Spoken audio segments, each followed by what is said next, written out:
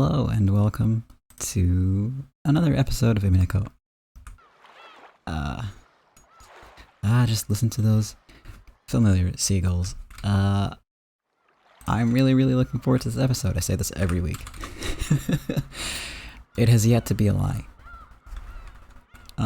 Welcome. I hope you're all doing good. I'm doing pretty good myself. As always, we'll start you off with a content warning. I wish we were chilling, but I mean, we're on an island, so you know, we're always on the beach in this game. Yeah, it's not a very pleasant one. Content warning for this arc of the game.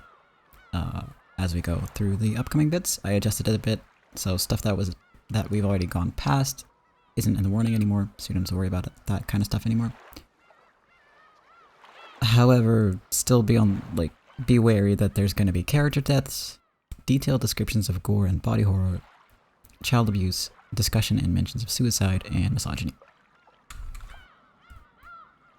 And yeah, if that's not your thing, totally understandable.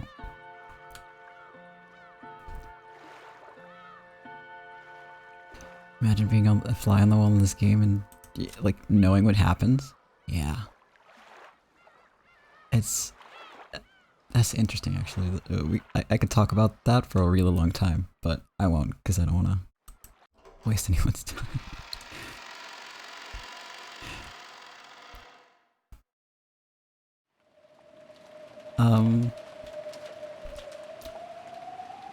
Let me just check with you guys if the sound is good as well, because I adjusted it a little bit the last time and it seemed fine, but just to be sure.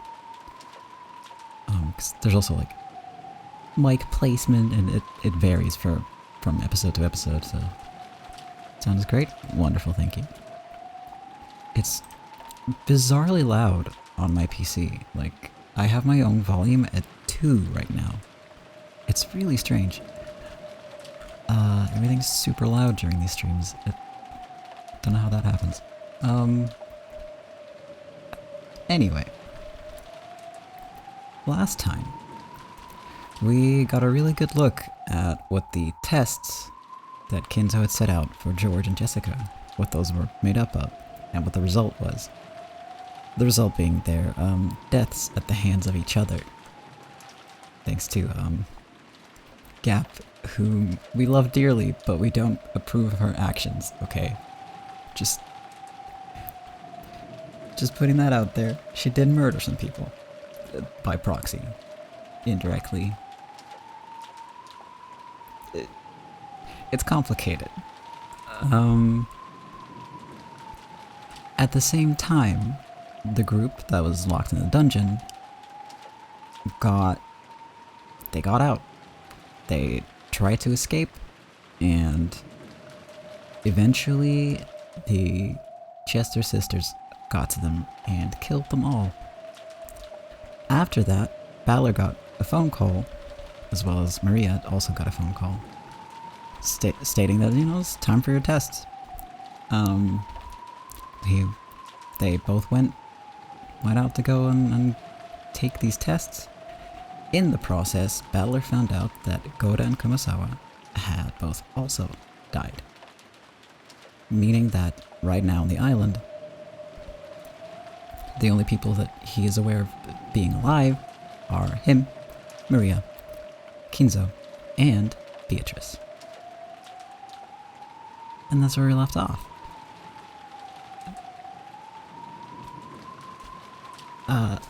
Additional detail, Kinzo is going to take Maria's test. So basically be the one to ask her questions. And Beatrice will be taking Balor's test. So that should be a very interesting episode.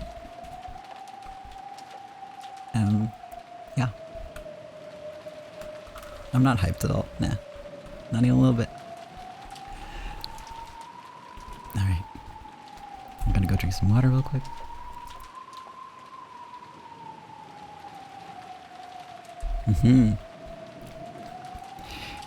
Yeah, Kat, there's potentially going to be some interesting stuff in here for you especially. As people in this game like to say, don't stop thinking. There's going to be a lot to think about in this one. Alright, let's go.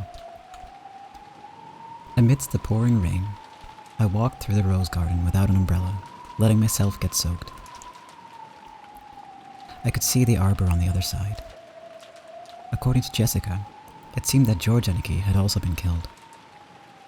Well, by this point, there's no need to worry about the lives of any hostages. I left the path, aiming for the arbor. Then, I saw George Aniki's weather-beaten corpse.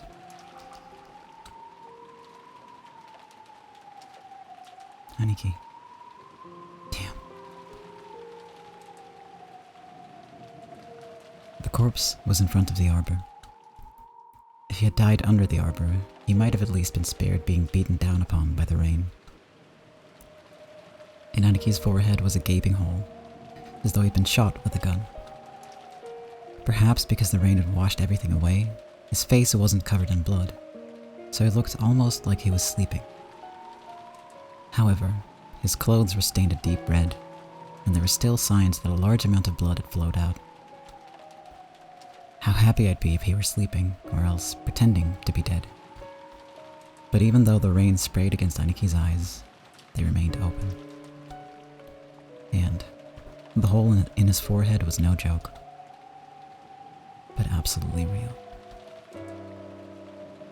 There had been a faint chance that even Goda-san and Kumasawa-san hanging by their necks in the gardening shed had been them playing a bad joke, but that naive possibility had now been completely denied.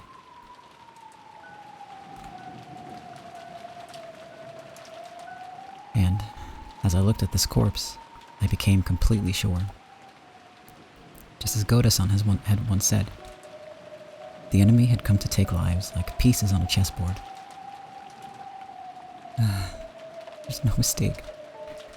It seems that old geezer and the witch really don't view our lives as anything more than that.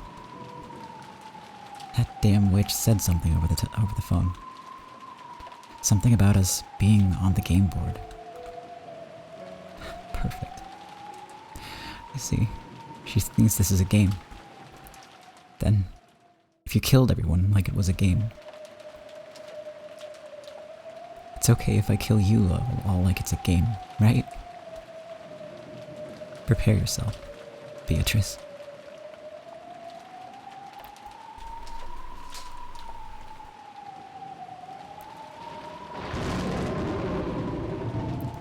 The lightning caused the mansion's vast shadow to rise up. Finally, the mansion. As the massive shape came into view, there was no silhouette of any person.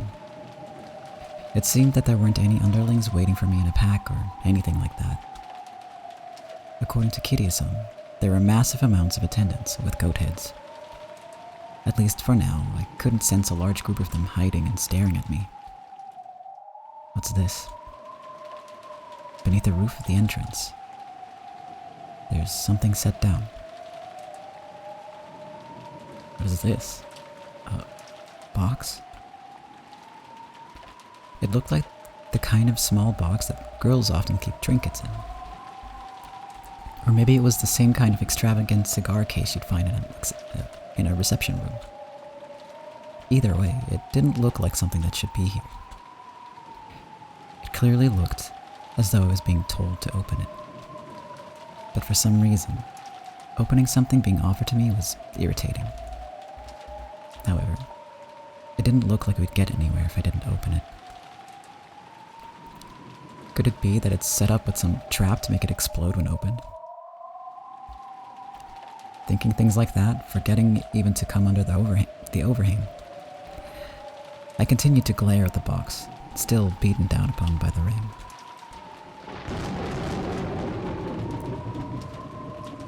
Then, mixed in with the thunder, was some kind of music? It sounded like that. It was the tone of the big clock in the hall announcing midnight. It was also a sound announcing that this insane day, October 4, had finally ended, and that the much more incredibly insane day of October 5th had begun. That sound quieted, and I could hear an eerie laugh coming out of nowhere. I got the feeling that the voice was coming from the heavens, and I looked up at the sky.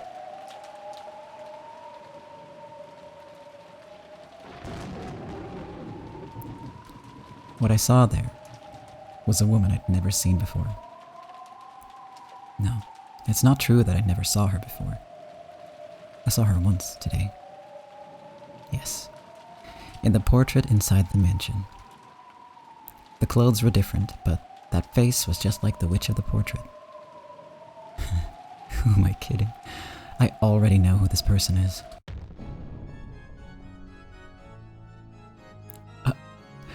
Are you Beatrice?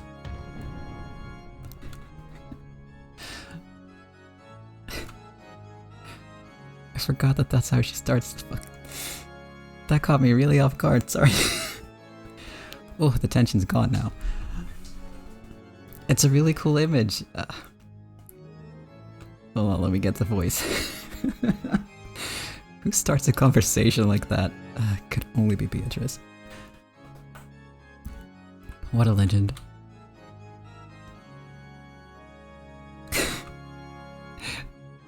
I can't stop laughing. Oh my god. Okay.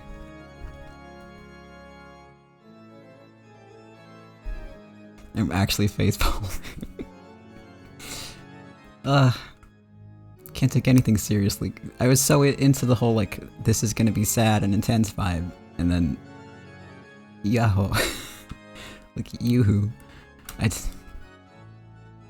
Yahoo, battler. From the second floor balcony, leaning out under an umbrella and waving high-spiritedly, was, without a doubt, the witch of the portrait, Beatrice.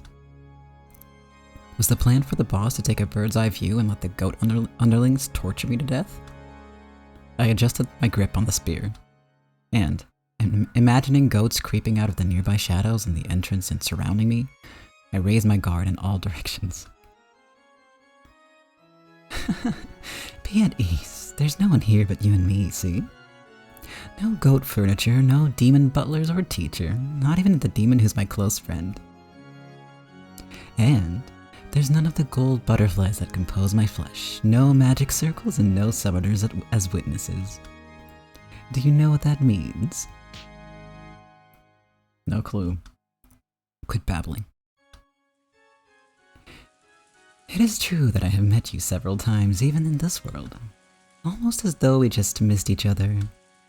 As you know, this world of humans is filled with a toxin just by your existence and your doubting of me. Almost like solid ramparts strengthening the guard around you, the king. And through multiple games, I have advanced pieces one by one, split them apart and cornered them, leveling your ramparts bit by bit. Then, a faint crack finally opened, and I sent a bishop in, so that it could approach right up next to you. But, as you know, bishops are pieces with blind spots. As long as you stay on the black squares, a bishop on black can wield a massive influence. But, if you escape just one step to the white square, even if I close in right next to you, I will not be able to touch you. That is why I have progressed through this game by sending in various pieces to prevent you from staying on a white square, forcing you out in front of me, the one who controls the black squares next to you. However, there are now holes opened all over your ramparts, and I was able to send in not a bishop, but a full queen. Do you know what kind of piece a queen is? A rook plus a bishop. Is this what you're trying to say? That now, you not only control the black squares that are part of the illusion of the witch, but have been able to eat into the white squares of the human world at will. That is correct. You have been calling the squares with the gold butterflies that are my minions the illusion of the witch. And you've denied them as unobserved unrealities, right? I know. For that very reason, I have openly descended to the white squares like this. no, the screen's wigging out a little bit. There we go. Thank you for the save reminder, Vape. That helped with the little graphical issue that we were having. How are you doing? For that very reason, I have openly descended to the white squares like this.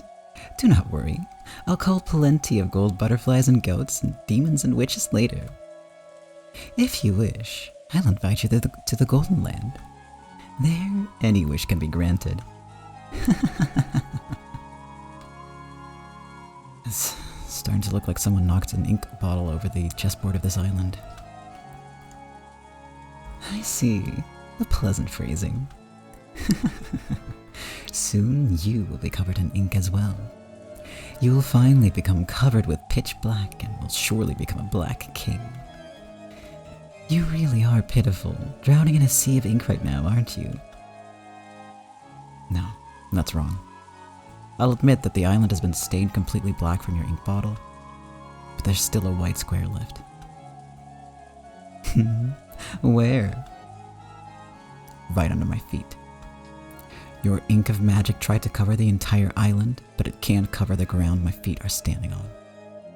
Even if this island seems to be stained pitch black at a glance, I am me. I'm here, stepping on a white square.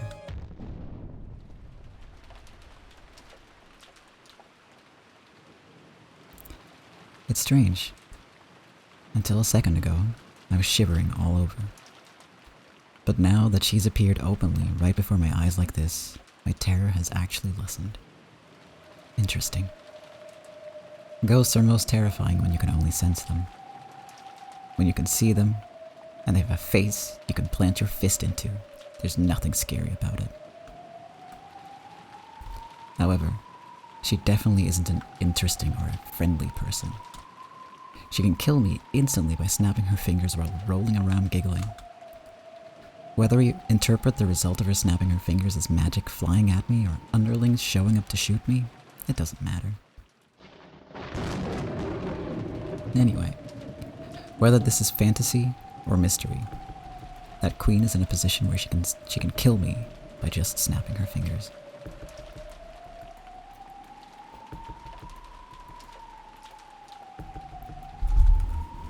I see. So does this mean she's the queen of this island, who reigns over both the white and black squares? Well then, it might be amusing to wait until you catch a cold in all that rain, but it's about time to move to the matter at hand. Can you see the box down there? Your test is inside it. Wait.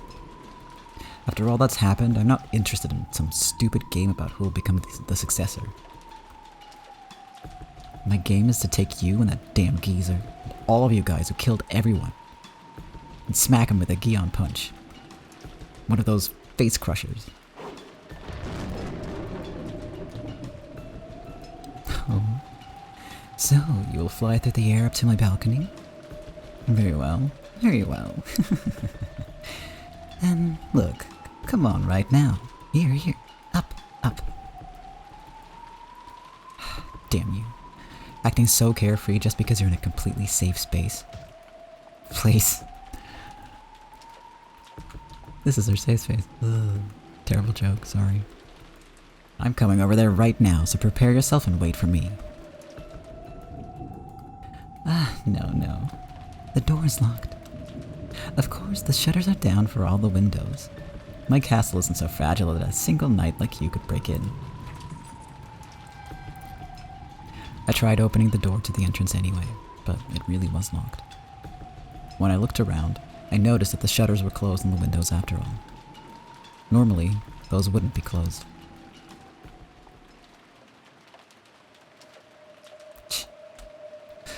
Looks like you've prepared for everything. Where's the key? Goda-san and Kamasawa-san probably had master keys, but they were in the closed room of the gardening shed. I can only give up for now. Damn. Guess she's no fool herself.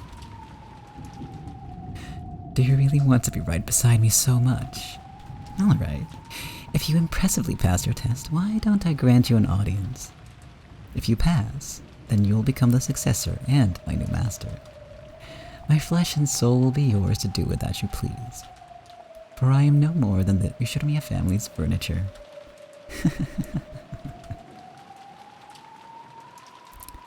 Well, it looks like you want to make me take this test no matter what. Okay, I'll give it a shot. If I pass, my first prize will be a punch to your face. Scary, scary. But it's not like I mind being controlled by violence, you see. Grab onto my head, make my face twist in pain, tear me apart like a hawk does with its talons to its prey, scratch at me and trample upon me. Remind me of Kinzo in his younger days once more. That single time in my 1,000-year life. Remind me of that day I was taught the joy of being controlled, surrendering and being reduced to furniture.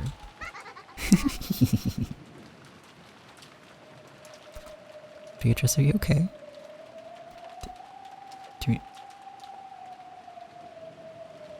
I don't think she's okay.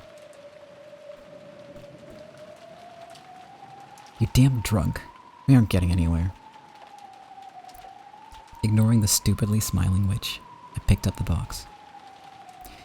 Yes, open it. Inside is a letter. Read it.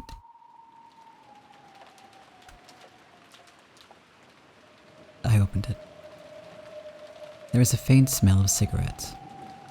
Apparently it really had originally been a cigar case. But there are no cigarettes or cigars inside.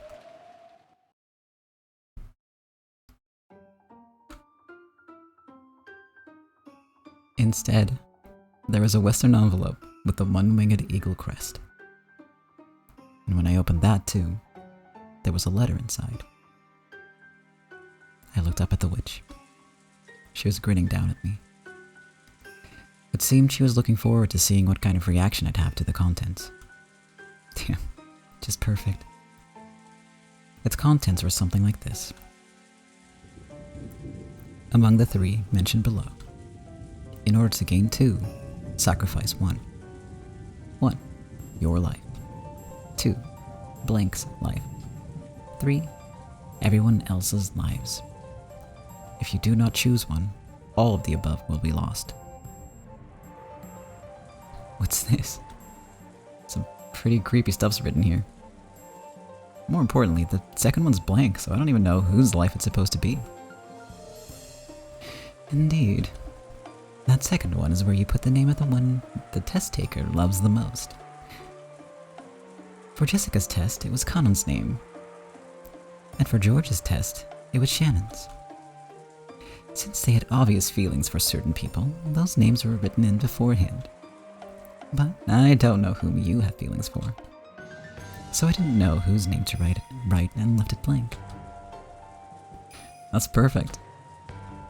I love you, Beatrice. I'll stick your name in there. In that case, I'll choose the second choice. Happy now? Hey, quit joking. Quit joking. Hey, please, Battler. Tell me the name of the person you have feelings for.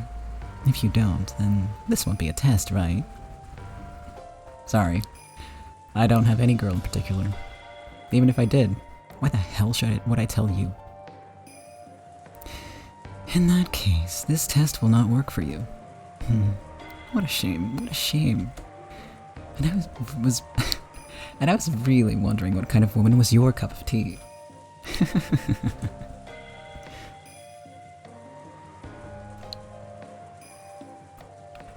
What would you do if I said I liked flat-chested lolies with long black hair? That wouldn't match you at all, right? Oh my god, I forgot about this bit. I took one of the content warnings off too soon. What are you making me say? Lies, you breast sommelier. Blonde and bouncy is best, right? Am I not truly the embodiment of your ideal?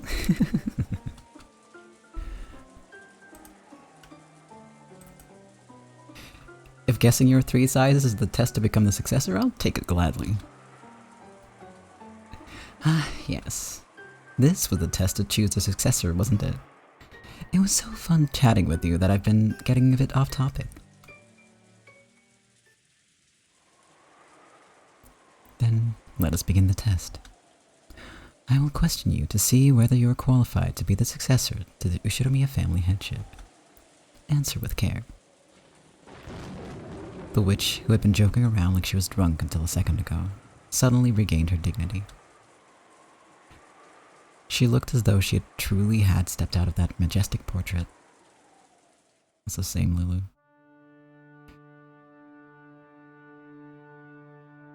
I am the Ushiromiya family alchemist, the Golden Witch, and the Endless Witch, Beatrice. Do you have the qualifications to inherit the Ushiromiya family and all of my gold? That is what I will test. State your name. Ushiromiya Battler. When faced with a dignity you wouldn't have imagined from her appearance a short while ago, I answered without any hesitation. And from that, yes, I see. I can tell why she's worthy of calling herself the true queen of this island. Very well, Ushiromiya Battler. However, for these 6 years, you have thrown away that Ushiromiya name, have you not? Why was that? Because I ran out of love for that old bastard. I know. It was because you felt that your father's remarriage disgraced the death of your mother, whom you respected, yes? I see. You have no blood relation to your new mother whatsoever. It's not as though I can't understand why you'd be unable to accept that mother. However, no matter whom your father remarried, that wouldn't change the fact that his blood runs in your veins, correct? What are you trying to say? I can somewhat understand the childishness that led you to resist your father's remarriage, since you wanted him all to yourself. However, was throwing away the Ushiromiya name as a means of resistance not a disgrace to your family and blood? You were born and raised Ushiromiya, were you not? Do you think you had the right to forget that debt and throw away the Ushiromiya name? It's got nothing to do with you. This is between me and Dad. The Ushiromiya name does not belong to you and your father alone. That was your childishness, nothing more than your inability to forgive the fact that your father was stolen away by an unknown woman. Those 6 years during which you threw away the Ushiromiya family register were a significant period, during which you covered the Ushiromiya family in mud. Know the depths of that sin. Sorry I'm so childish. However, even though it occurred around the time of the deaths of your grandparents, you did well to return to the Ushiromiya register. For that, let us give you a chance to purify that sin yourself. Now is the time to compensate for your sin of 6 years ago. Come, try to remember your own sin. Remember that, confess, and repent. That is the test I shall give you.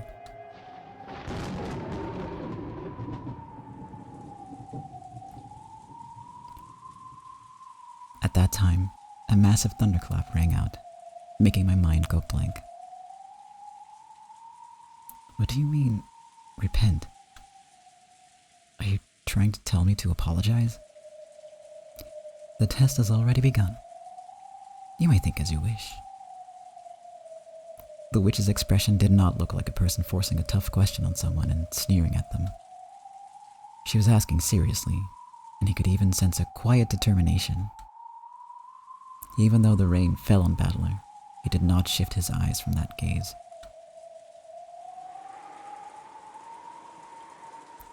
The witch threw her umbrella away. She abandoned herself to the falling rain, so that the rain would fall on her until Battler answered that question. She had chosen to let the rain fall on her as well until he reached an answer.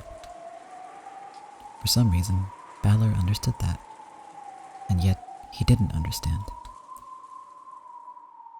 Well, if you put it that way, I do think I was being childish. All things considered, even Dad getting remarried didn't cancel out the debt I owed him for raising me. I hear that Dad always kept on paying for my living expenses, and that he even said he wanted to participate in school events. The only reason he couldn't come was because I told Grandpa and Grandma not to let him come, no matter what.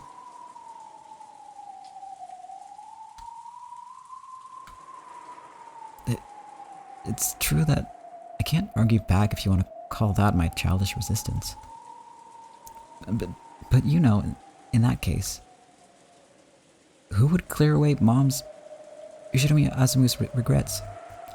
Even though Mom was so devoted to our family and did the very best she could. Despite that, Dad was cheating with Kiria-san.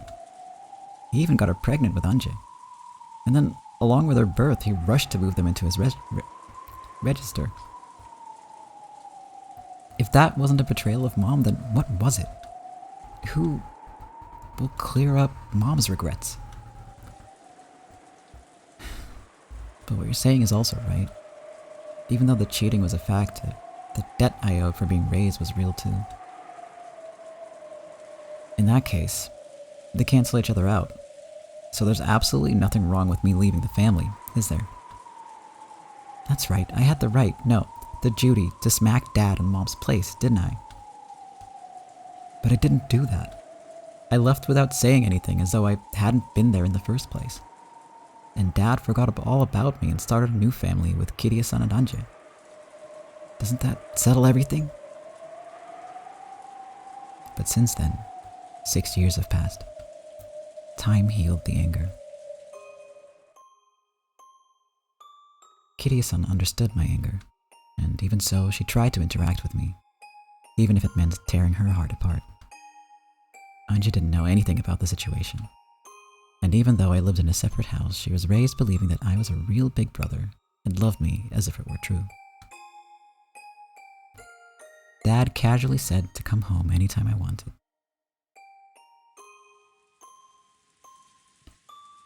It started to feel more and more ridiculous. I thought it was about time for me to cool my head as well, so I said I'd put it all behind me as long as Dad apologized. Then came the day of Grandpa's funeral. Then he really did put his hands on the floor and apologized. Looking unbelievably pathetic. Dad did that and seriously bowed his head to me, you see? When I saw that, I felt like it'd be stupid to keep it up any longer. I'm sure Mom thought the same thing. Every time Dad and I fought, Mom would always laugh and mediate for us. "Oh, you were fighting over something that silly?" is what she'd say. I could feel Mom saying that and laughing. So, though I couldn't actually say I'd forgive him, I thought it might be okay to start over again from square one.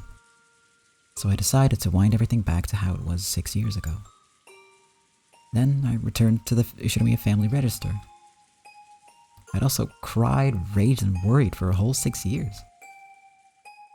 It might have been the same for Dad and for my dead Mom. Maybe even for Kiria-san and Anje. So we went back to square one, and I returned to being Ushirumi Battler. That's my immediate family's problem, and has nothing to do with the Ushirumi family. You have no right to judge that as a sin, and I have no obligation to show repentance to you. If there is anyone I should have done that for, you've already killed them. So I won't apologize for anything. I won't repent. That's my answer for this test.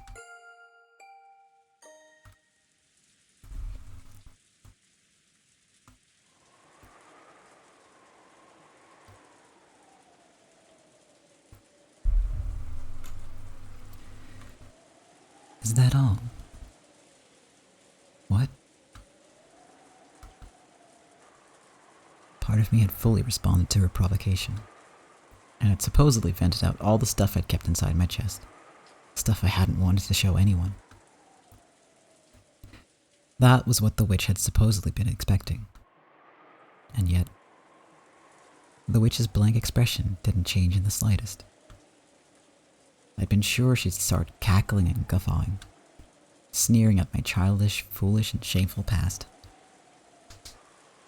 But to the contrary, I could feel a sense of disgust about her. Something you could almost call disappointment.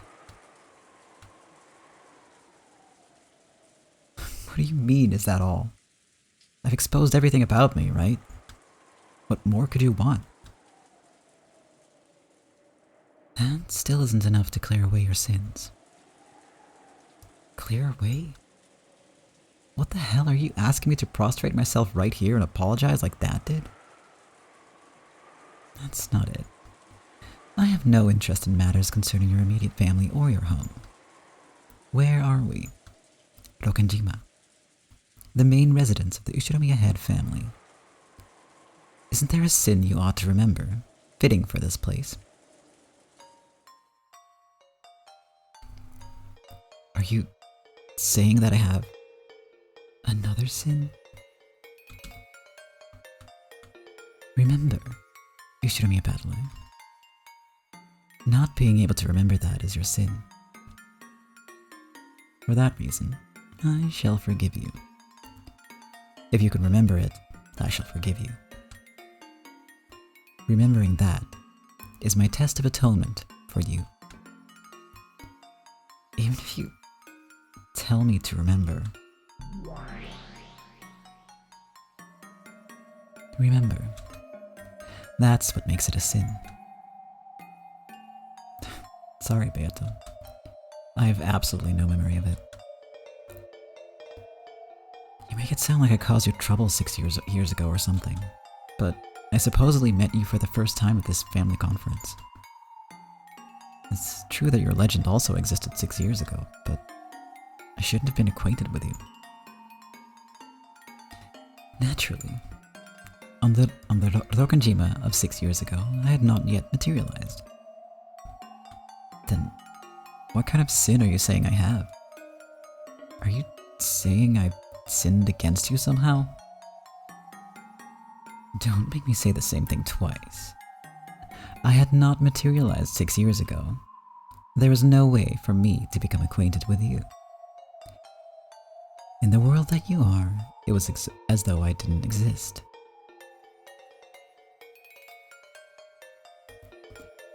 Beato's cold eyes felt as though they were pursuing some kind of sin. At a glance, it felt as though she still hated me for something I'd done to her, and that she blamed me for it.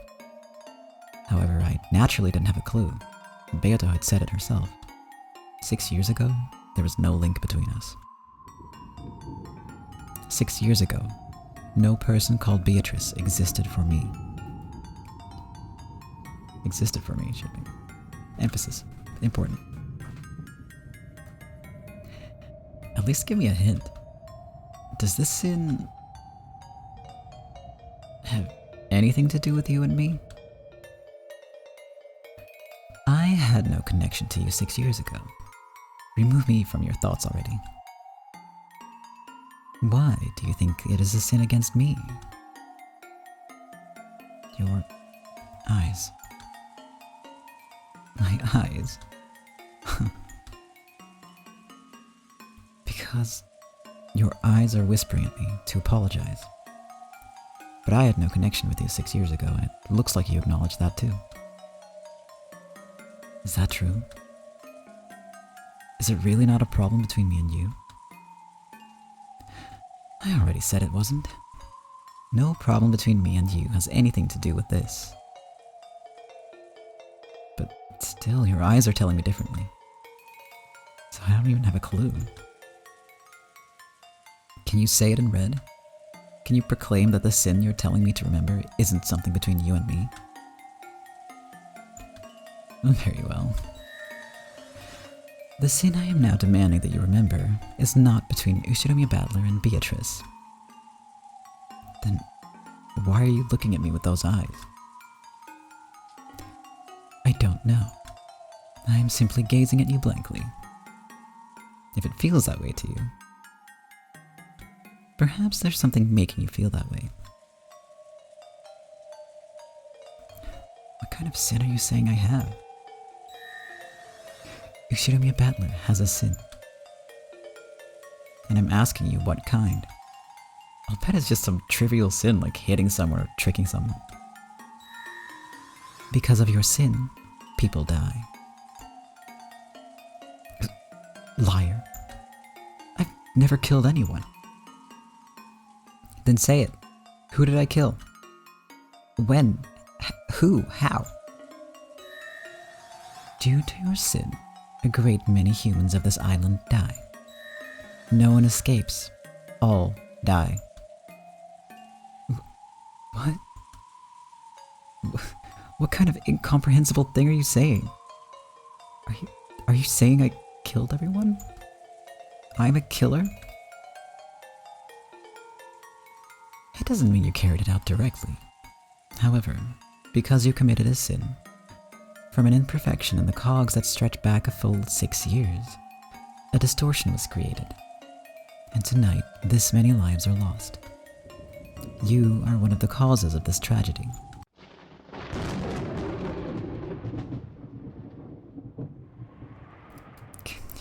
Quit messing around.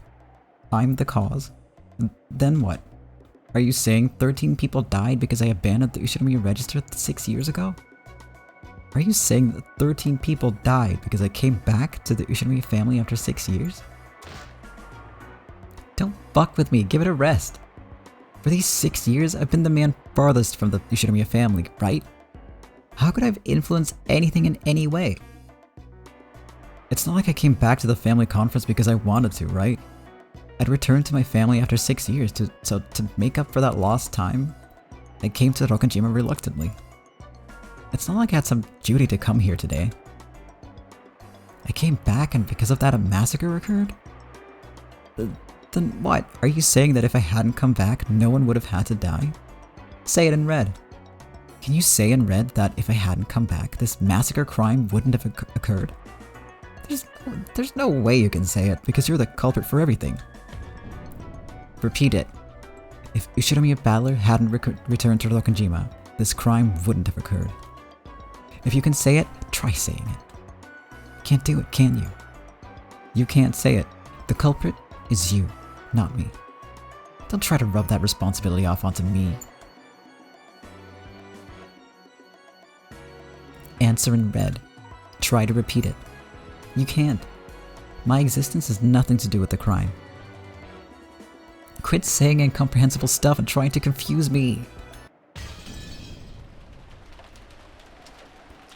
I began to remember the coldness of the raindrops that kept pounding down. The rain earlier had just hurt, but now I felt a tormenting cold from those raindrops. Is there nothing that you can remember?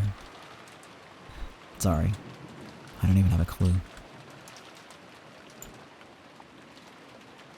Hey, I'm starting to get a little pissed off.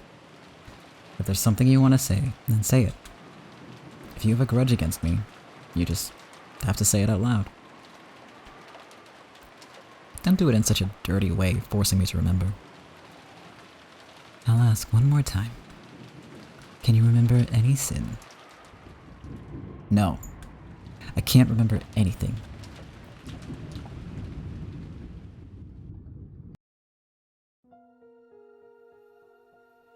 So, he says that he can remember nothing.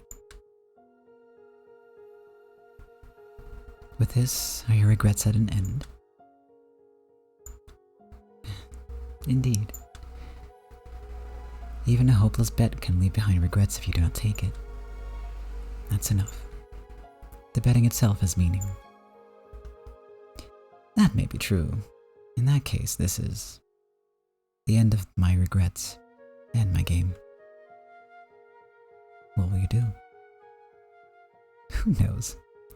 I'm not interested at all anymore. Sorry, but I wish to leave the game board now. I see. I understand. I will take over for the rest of the game. You may rest. Indeed. All that remains, I will finish. You may forget everything and bury your head in your pillow. A feather futon should gently protect you from everything. I'll be counting on you to finish up the rest. Leave it to me. Leave everything else to me, and sleep.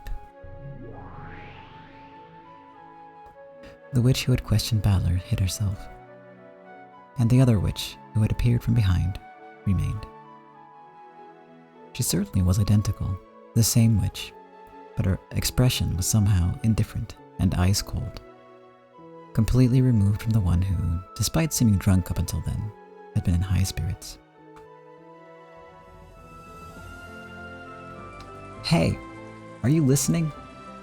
Isn't this enough for that test thing? I don't care whether I passed or failed. I won't be satisfied until I can bash your face. Come down here, or else open this door. The witch did not answer. Her eyes were as ice cold as Balor's shoulders. She was now clearly a different person since the time she had first appeared on that balcony. The witch gazed into my eyes and gave 2 small shakes of the head. Even without words, I was able to gather that she was expressing some kind of disappointment. Without saying anything, the witch turned on her heels. After that, only Balor remained, the cold rain still beating down on him.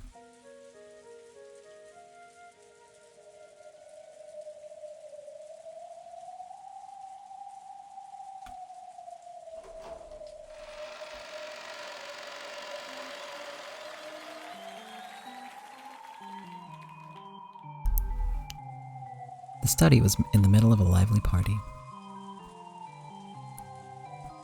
It seemed that Gap was making fun of Frigilia, having tripped her up in some stupid way. They were spitting Lia Lia Lia and Gap Gap Gap at each other. With this as a sideshow, Kinzo and Ronove had opened a new bottle. Oh, you're back. How were the results of Battler's test? Maria's test got passing marks with no complaints, you see. I've despised her as a little girl.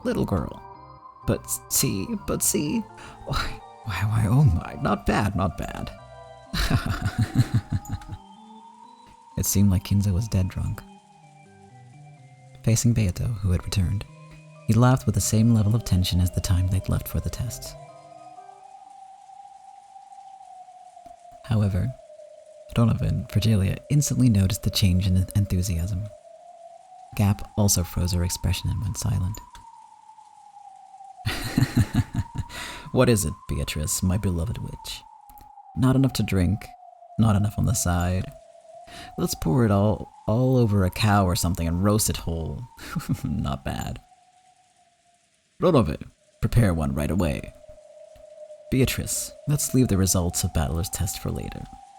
Why don't we have a toast with spare rib first? Roast yourself whole. What? The witch, who had spoken bluntly, coldly passed by Kinzo's side as he doubled over laughing in a great mood. Then, behind the witch's back, the old summoner's body suddenly went up in flames.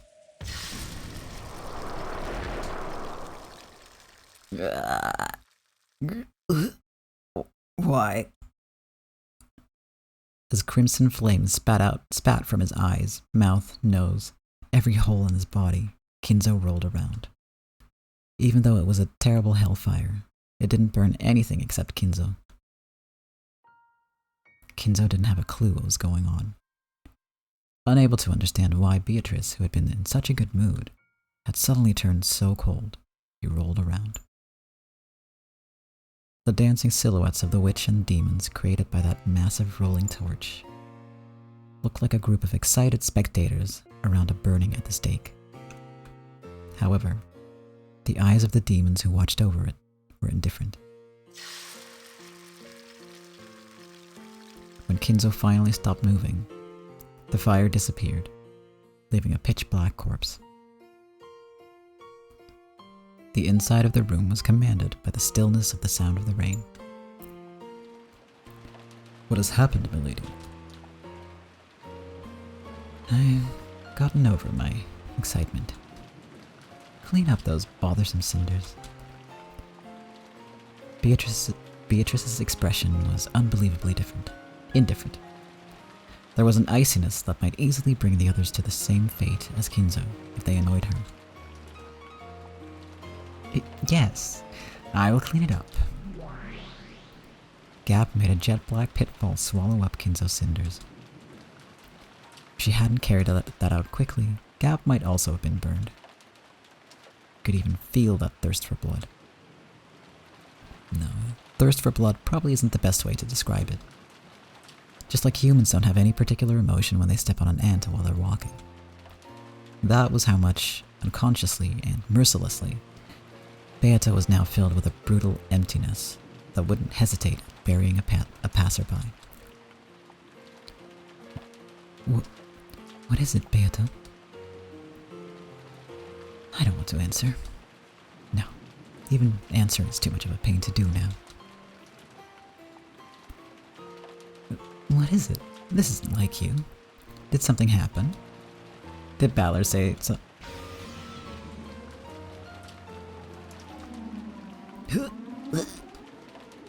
Beatrice didn't even answer. It seemed that she even ignored it. But there was a change in Gap. From her feet, a creaking, cracking sound rose, like thin ice breaking, and in an instant, turned Gap into a glass sculpture. Gap. Disappear for a while. I'm in a very bad mood. Beatrice spoke that in a truly cold voice, which could freeze the heart just by hearing it. Certainly. Then please allow us to retire. If you need anything, call at any time. After bowing, Donovan turned into a cloud of gold butterflies and hid himself.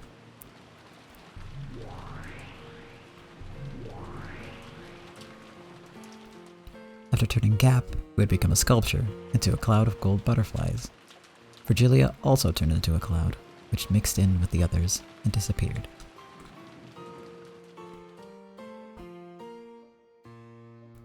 In the study made untidy by drinking, Beatrice stood still, alone. Since the time she had returned, her expression hadn't changed in the slightest. However, when she saw the fallen empty wine bottles and scattered cheese plates, her brow furrowed, and she looked a bit displeased. And when she whispered disappear, in that instant, the room was cleaned up in a flash, as though nothing had happened.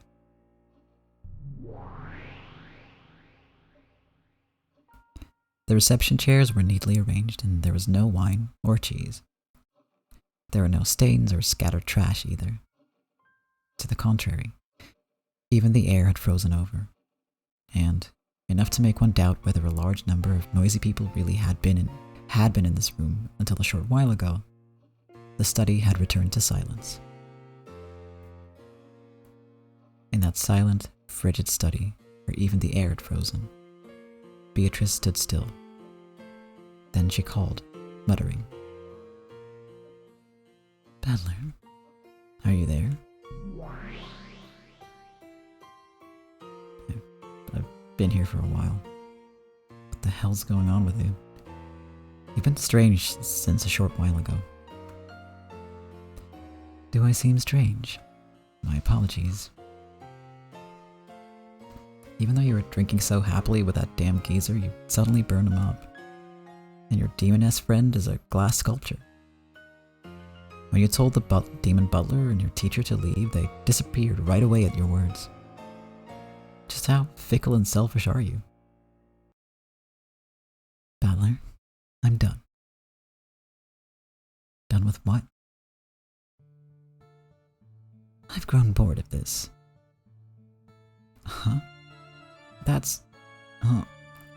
You were the one who started this game.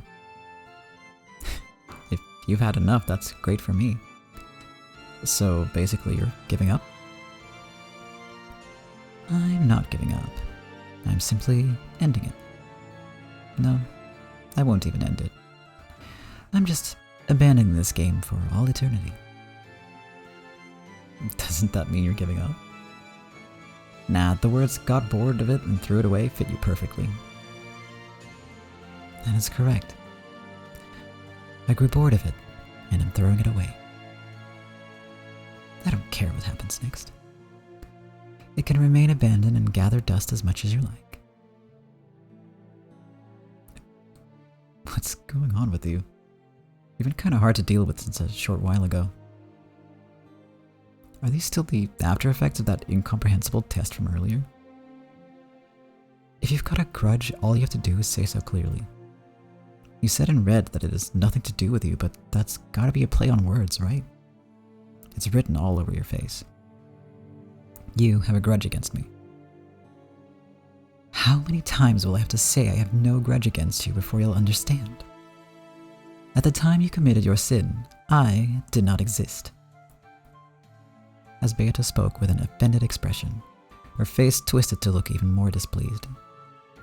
Fickle, inconsistent, moody, temperamental, selfish and simple-minded and cruel. But even so, she hadn't shown an expression as strange as this even once until now. Well, you were the one who provoked me into this game. I'm a bit let down that it wasn't resolved, but feel free to invite me again if you feel like it. But when that happens, allow me to politely refuse, okay?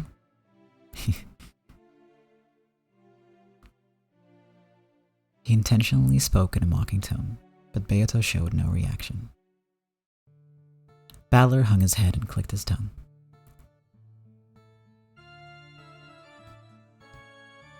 We've circled around October 4 and 5 over and over again, but I've finally had just about enough of this role. This way, the boat will come tomorrow. That's right, and then the Seagulls will return to the harbor. I'll finally be able to hear the Rokenjima's signature nya-nya cries. After all, maybe because of the weather, they weren't there at all when I came to the island. When the seagulls cry, everything will end, I guess. All done. The end. What a relief. Does that mean that she existed after Balor committed a sin? Basically. From my understanding.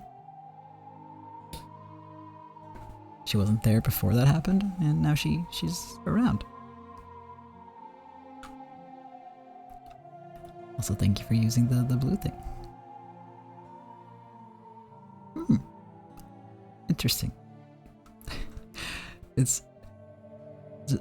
Sorry, the further that we get into, theory crafting and just some innocent comments that you throw out here and there, the closer we get to getting some answers, which starts happening in episode 5, and a little bit here. The closer we get to that point, the less I can actually say, so sometimes I have to ignore things. Because no matter what I say, it's gonna be a hint. Or potentially even a spoiler, and I don't want to do it. So, also Lulu, I hope that your Twitch heals itself. But it's Switch, so, oof. Oof.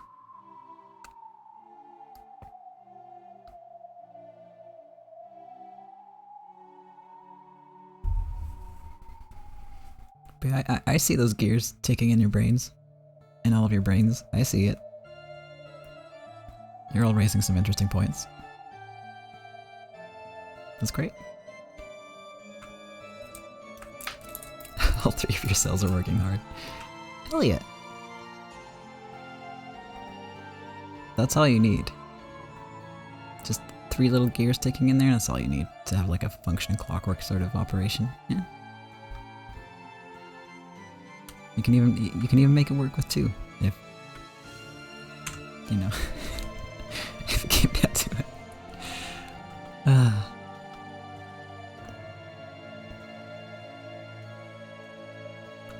I'm just taking a real quick break for some water. Who do you?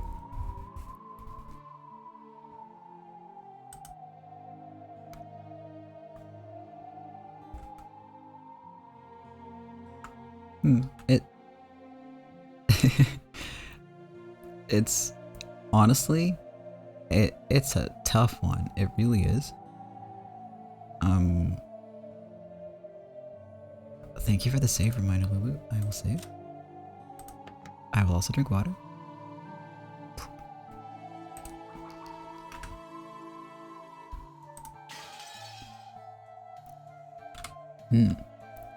The blank name is definitely an interesting one. That's all I can say about that.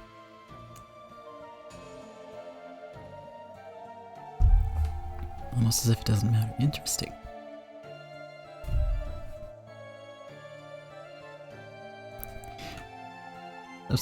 I hope that doesn't sound dismissive. It's like, I don't want to sound like, like I'm being sarcastic when I say interesting, but it's legit interesting. It's just, if I say anything else. Because I already have all the answers and I don't want to... We talked about this, you know what the deal is. But yeah, those are... Yeah.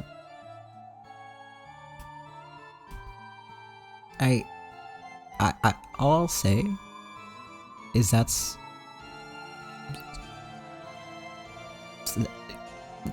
worth considering what that means. Yeah, for sure. Absolutely.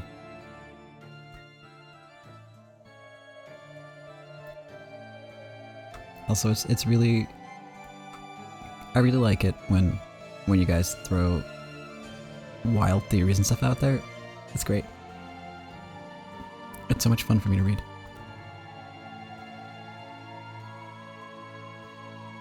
Okay.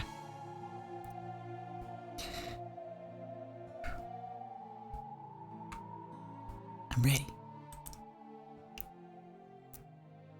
Exactly what is it that you're misunderstanding? What'd you say? I said that nothing would end. With this, everything will be abandoned. The game will be forgotten, and the pieces on the board will be abandoned as they lay. There will be no advancing or returning, no taking and being taken, no victory, no defeat, not even a tie, just abandoned. Doesn't that mean it's over? Wrong. On my turn, the game will stop for all eternity. Your turn will not come. So there will be no victory, nor defeat, nor a tie. In the past, I couldn't let you do that. After all, one of my goals was winning against you. However, I've lost interest. So there is no longer any point in making moves any longer. Also, Lulu, you're not dumb is my point. Balor, though. I think maybe he might be a little bit dumb. Maybe. You know? 'Cause... You know? He's just not getting it. What do you mean by my turn not coming? I thought that Beato getting tired of the game meant I'd be released, and that I'd be able to escape Rokenjima. But for some reason, Beato's repeated words about the difference between abandoning the game and settling it caught my attention. Just what is it she's been saying, and why the bad mood?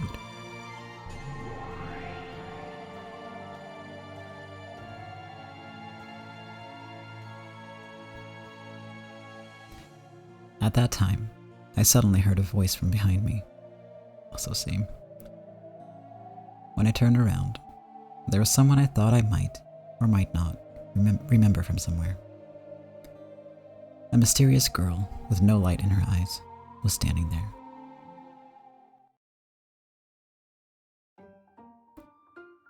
What this kid's saying goes something like this. She means putting the lid on this game and leaving the pieces as they are. The game will be locked away for all eternity, without ending. The only way for you to return to your original world is to win against Beato. So, if Beato abandons the game, get it? Suddenly, in a different place, was a girl wearing a bright pink dress. I had a feeling I'd met her somewhere too, but I couldn't remember. More important was the meaning of her words. If the game is abandoned, then... huh? That's right. A match won't be resolved unless enemies and allies meet. It would mean that you'd never be able to win and escape from this world for all eternity. What it comes down to, I guess, is something like taking the key to the cage that you're locked in, fastening it to the collar of a pigeon or something and letting it fly. This isn't funny, Beato. We didn't come this far to watch such a boring game. Calling it a day like this is no joke. I agree with Lambda. I came here to make Battler win and to make you writhe in defeat. I still haven't achieved that goal. I won't stand for you abandoning the game at a time like this and running away.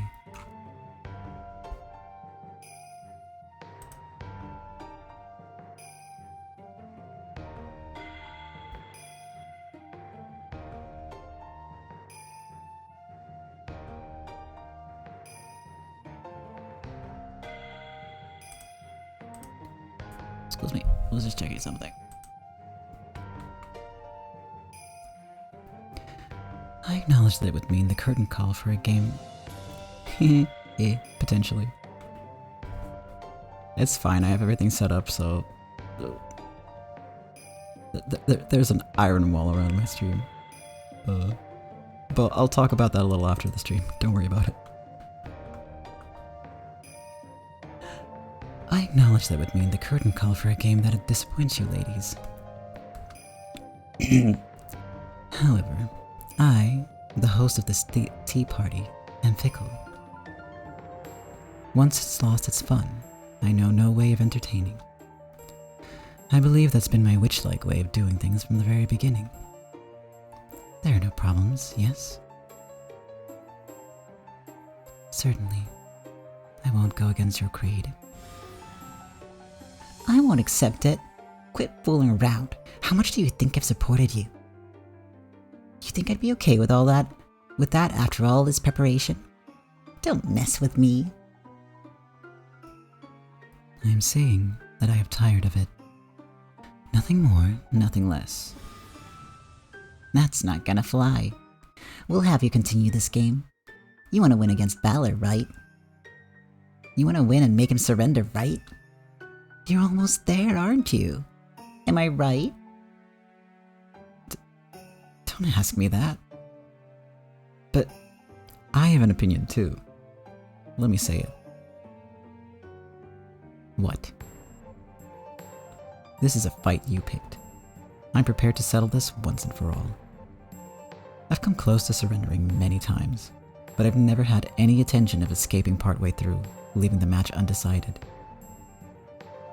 Since I'm here, showing the will to fight, you'd better not run away, Beatrice. I agree. Getting Balor involved and then leaving without giving him victory or defeat is just too irresponsible. Suddenly, even Gretel was there. And everyone was calling Beato irresponsible. It seems I'm mostly being called irresponsible because Battler will, as my opponent, be stuck. In that case, Battler, will you step down from being an opponent, as I shall? That way, I will have done nothing worthy of criticism. If I step down, will I be able to leave Rokujima? There's no chance you'll be able to leave. Just be covered in dust and let it pile up on your shoulders. Quit fooling around. What an irresponsible person. You've killed such a large number of people. On top of that, using a witch's power, you've done it over and over. Killing in gruesome ways. I definitely won't let you escape without taking responsibility. Responsibility? What is it that I should do to take this so-called responsibility? Fight until a resolution is reached. Battler will sit in the chair across from you, never giving up and fighting until he beats you. So, you too, fight until you're defeated. If you don't like that, try and defeat Battler. I won't forgive you. If you leave everything unresolved and abandon Battler in this chair, locking him up and never letting him return, I won't forgive you. Gretel. To be perfectly honest, I didn't really understand from what standpoint Gretel was trying to save me. But, in her words, I could feel a strong determination to save me from this insane game world, no matter what. So I responded in kind. Beato, face me.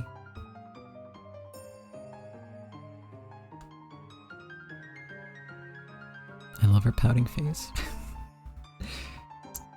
Not the right time to say that, but it's so cute. I'm here, across from you, in the seat of your rival. Get it? As long as I continue to sit here, I won't allow you to escape. So don't escape. Fight.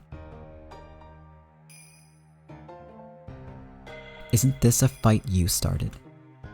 You did all that crap over and over, making a complete mess of things. How could I let you end it because you're tired after all this time? I'm your opponent. As long as I'm here, I won't let you escape. Are you listening, you irresponsible witch? Try saying something. After I yelled at her, Beato went silent for a while.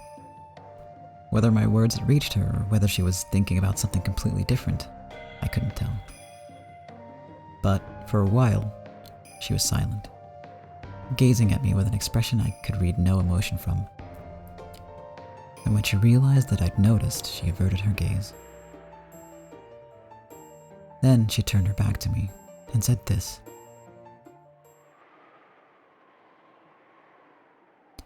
So, since Battler will not quit as my opponent, the ladies are saying that my abandonment of this game will not be acknowledged. In that case, let's ask. Let's see if the man over there is qualified to be my opponent in the first place. Qualified? Probably has something to do with that test or whatever just now. What are you planning to do? Don't tell me you're... I will now determine whether or not you're qualified to be my opponent. Ready, Battler? If those qualifications are acknowledged, I will stay in my seat and continue the game. And I shall promise to fight for all eternity, until the outcome is decided. I was ready for that from the beginning. However, if you are not qualified, you must disappear. If the opponent disappears, there is no game. I can leave this place openly. Are the ladies satisfied? Interruptions will not be necessary. Go ahead, do as you like. Battler, make sure you answer well. The very reason I'm here is because I'm qualified, right? There's nothing to be scared of. You could be... Gretel grew suddenly pale. I thought her to be the calm, collected type, so that expression surprised me. Well then, Battler. I shall have you repeat it in red. You're telling me to repeat something. Damn you, stealing my signature move. But can I use the red truth too? How? If you wish for it to be that way, you can do it. It's easy. My name is Ushinomiya Battler. Well, pretty cool. Stop it. I know what you're after. But stop it. He's... When Gretel yelled, Beato glared at her. Then, her form was wiped away in an instant. Shut up. Leave your seat for a while. You too, ladies. If you interfere, I will not hold back. We won't get in the way. Go ahead. Do as you like. Parent, this is bad. She's trying to erase Battler. What's that? What's she planning?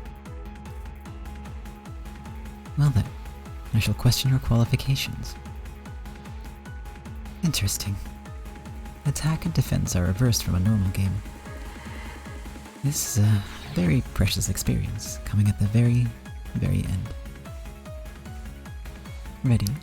Listen carefully. I will speak with the red first. I am the Golden Witch, Beatrice. And I opened this game in order to fight Ushinomiya Kinzo's grandchild, Ushinomiya Battler. I know that. So what? Repeat it. Ushinomiya Battler's mother is Ushinomiya Azumi. What? Why is Mom's name popping up all of a sudden? I do not require chatter. Just repeat it in red. Beoto urged me with the same indifferent tone, but I don't have a clue what she's trying to do. I have absolutely nothing to feel guilty for that would trouble me if thrown in my face, and there's nothing that I'm hiding. There's nothing that could trouble me by demanding that I repeat it. So why do something like this? Sure, I'll repeat it. Ushinomiya Battler's mother is Ushinomiya Azumi. There. The red shirt is convenient. No need to bother myself with bringing a copy of the family register. Idle chatter is unnecessary. Let's continue. Your name is Ushinomiya Battler. Sure. My name is Ushinomiya Battler. It was from Ushinomiya Azumi that Ushinomiya Battler was born. It was from Ushinomiya Azumi that Ushinomiya Battler was born. The content warnings are meant to pop up, don't worry about it. It was from Ushinomiya Azumi that you were born. It was from Ushinomiya...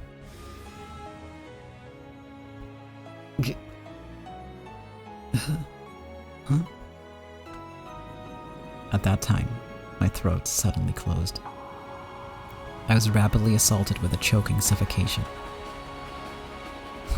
What's going on? One more time. It was from Ushinomiya Azumi that I was born. Damn, it was from Ushinomiya Azumi that I was born. What the hell? Even though I was doing it so easily a second ago, I suddenly stopped being able to get the red to work? Do you refuse to repeat it? I'm not refusing anything. It's not working for some reason. It was from Ushinomiya Azumi that I was born. Why? Damn it, why can't I use the red? What the hell?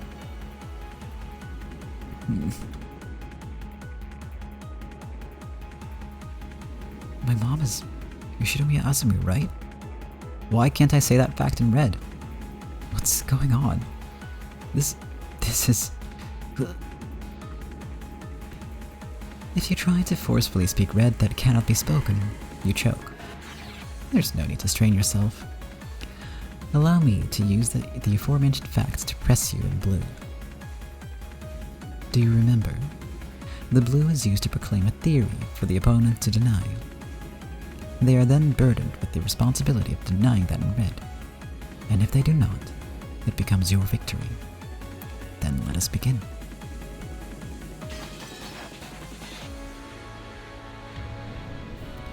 Due to my previous demand to repeat and your subsequent refusal, I proclaim that you are not qualified to be my opponent. After all, Beatrice opened this game in order to fight with Ushinomiya Kinzo's grandchild, Ushinomiya Battler. This gave you the responsibility, as my opponent, to declare in red that you are Ushinomiya Kinzo's grandchild, Ushinomiya Battler. You have refused to repeat that. This means the loss of your qualifications.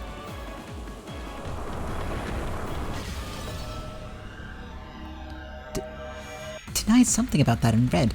Quickly. Sure. I'm Ushinomiya Battler. Because I can say that in red, I should be your opponent. It may be a fact that you have the name Ushinomiya Battler. However, people's names are not exclusive. There is a possibility that multiple humans have the name Ushinomiya Battler. In short, this is what it means. You are a different person with the same first and last names as Ushinomiya Azumu's son, Ushinomiya Battler. What did you say? Don't be so stupid. I'm Mom's child. Ushinomiya Azumu's child. It was from Ushinomiya Azumu that...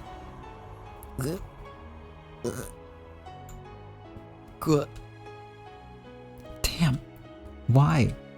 Why can't I say that I was born from my mom? How could something so stupid be true? No need to suffer. I will not toy with you. This is checkmate. You are not Ushinomiya Azumu's son. What?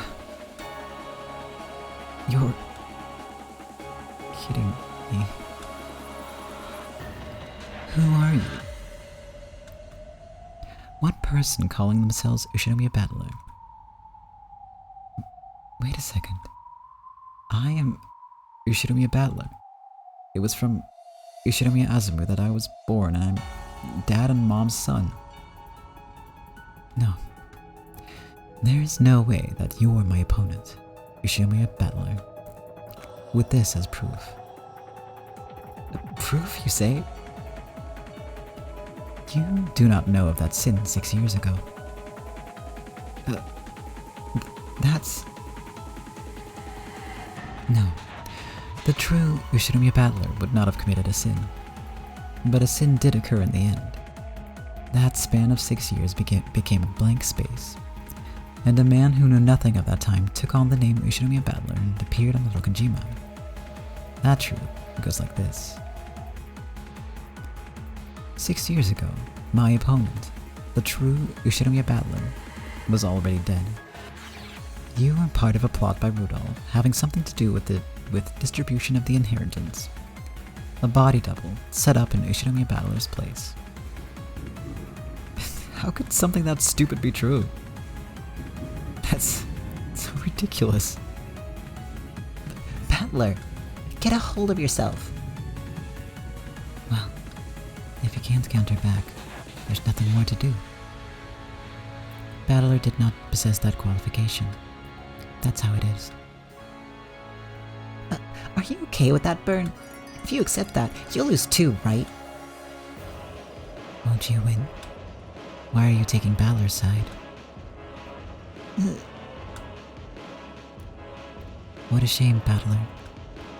What a real shame that you didn't have the qualifications to beat Beatrice's opponent. I was careless myself, betting on an unqualified piece. It's my utter defeat, Beatrice.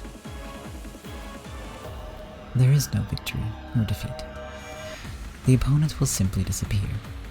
Or perhaps I should say that he was never there to begin with. But then, who am I? Am I not Dad and Mom's kid? Who am I? What am I? If I'm not Mom's kid, then what? Are you saying I'm a kid they picked up somewhere, like a stray cat? If that is the case, it would mean that you do not share Kinzo's blood. Either way, you are not qualified to compete in this game. You're kidding me. You're kidding me. Enough.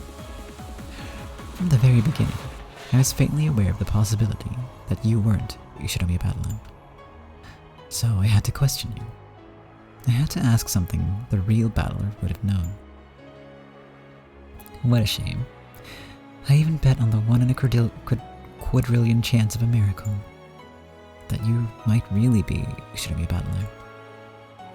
But it seems you really are a different person with the same first and last names.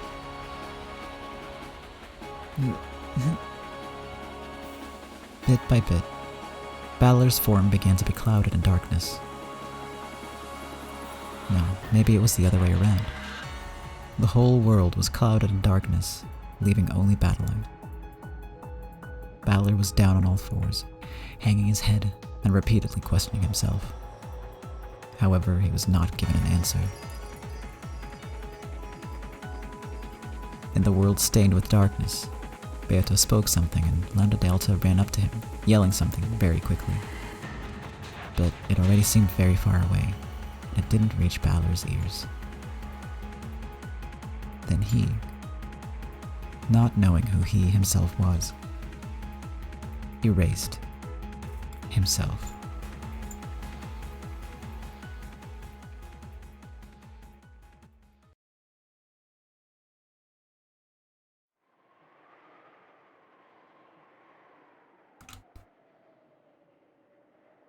I'm gonna be really mean and take a quick break.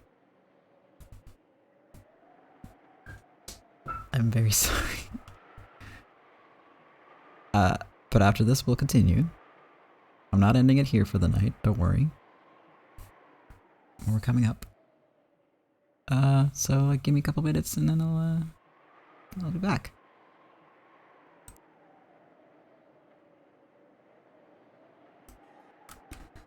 Alright.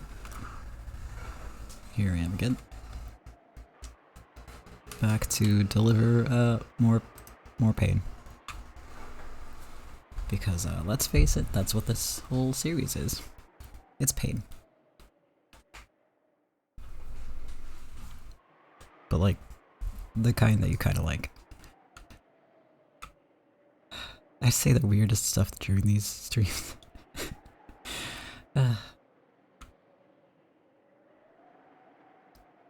Thank you. Just gonna do a quick stretch. And then try to remember how Lambdadelta's voice work. I cannot remember. Yeah, I drank water. Thank you for the reminder. Balor, Now my opponent has disappeared. Well then, if you'll excuse me. And, ladies, you should get ready for your journey. No more festivities have been prepared for in my territory. It was good seeing you. Goodbye. Without saying anything more, she clouded her own form in darkness as well, and disappeared. are you okay with this? Balor disappeared, right? I know how much you hate losing. Are you really okay with this? Weren't you betting on my defeat? Good for you then. Congratulations, Lambda. Let's meet again in some other world, okay? Well, this is a world of endless fragments. The chances of us having some connection again somewhere are probably less than 1 in a quadrillion. Anyway, it was fun. Bye-bye. Back to lift the chat. Wait up, Burn. Chasing after Burncastle, who had disappeared first, Lambdadelta disappeared as well. After that, everyone was gone, and the study was now completely empty.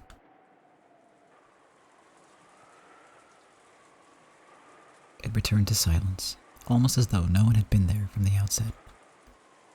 No one was here in the first place. The silent study spoke that wordlessly, and the sound of the wind and rain began to fill the room bit by bit.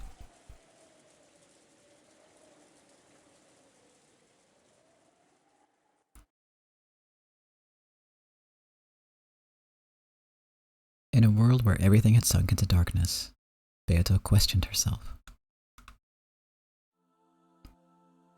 As I thought, from the very beginning, magic should only have been used within Mariage sorcière. I don't know. Seems so. I also thought that with Anje. The Witches' Alliance is you and I. It started with those two. Including other people was our first mistake. It's just so fun. We wanted to add someone close to us into that circle. And we wish that the Witches' Alliance would get really large, that everyone would be able to use fun magic together, and that we'd all be happy. However, only you and I were able to understand magic after all. We are the only two witches in this world who are brought together by a miracle. And now, as long as I have Beato, I don't need anyone else. Me too. As long as you are here, I don't need anyone else anymore. In the very first moment that Mariage Sorcière was formed, it was already complete. That is so. That is truly so.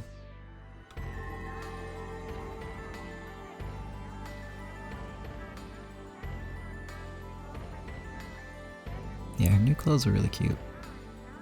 Big fan. It was once a Witches' Alliance to make everyone happy together with magic.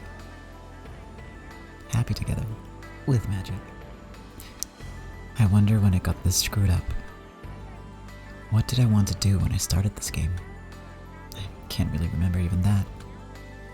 No, I may remember, but that's a feeling I now wish to throw away to the far side of oblivion. So it's okay. Why not forget everything? Let's have a mariage sorcière for just the two of us. We'll acknowledge each other, and no one will hurt us.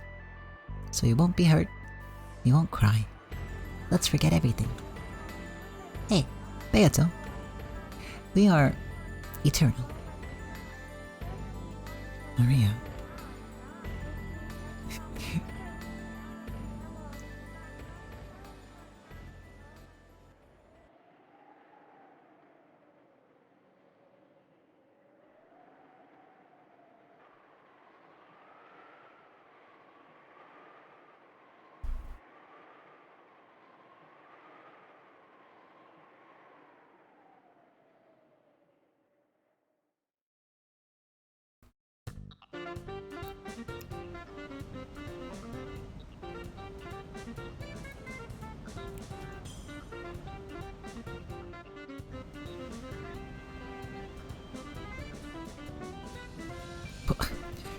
I was just about to say I'm really vibing to this song.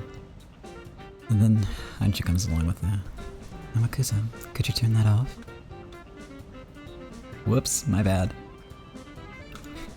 You don't like Mzaki? I'm just not in the mood.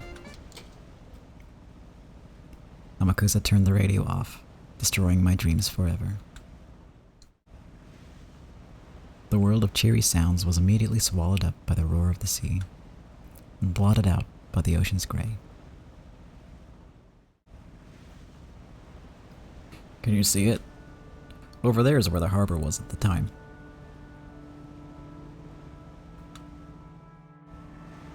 The boat captain pointed, but I couldn't really recall that scene of 12 years ago.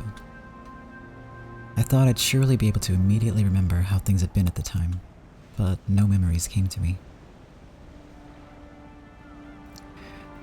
After that incident, the island was sealed off and left to the wild. I couldn't satisfy myself with the thought that this was just inevitable, and it felt sad and painful for some reason. But I at least remember one thing. You might say that it'd probably be the same anywhere on the sea, but I remember at least one thing. The cries of the seagulls. I do remember those. When I was young, I rarely went to the ocean, so everything that symbolized the ocean meant Rogenjima and a family gathering to me. In short, it was a symbol for the happiness of going out with my family. However, at this point in time, it seems doubtful whether that even was happiness. In my younger days, the trip had felt like a relaxed family vacation, but considering my parents' situation at the time, it was surely a very difficult trip to handle, with the distribution of the inheritance filling the place with the smell of gunpowder.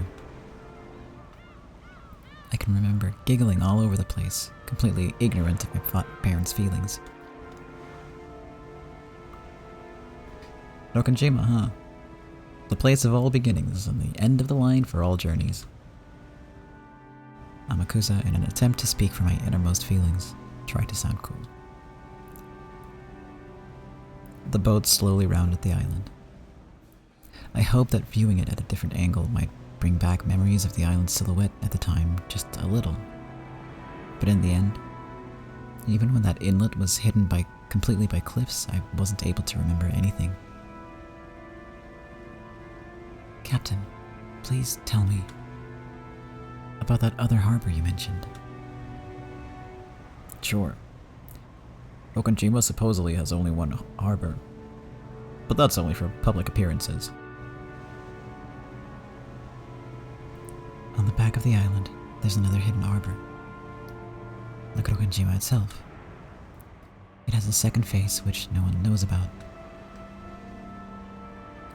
Rokonjima is an island owned by the Ushinomiya family, but it has another face, as an island owned by Kinzo-san, personally.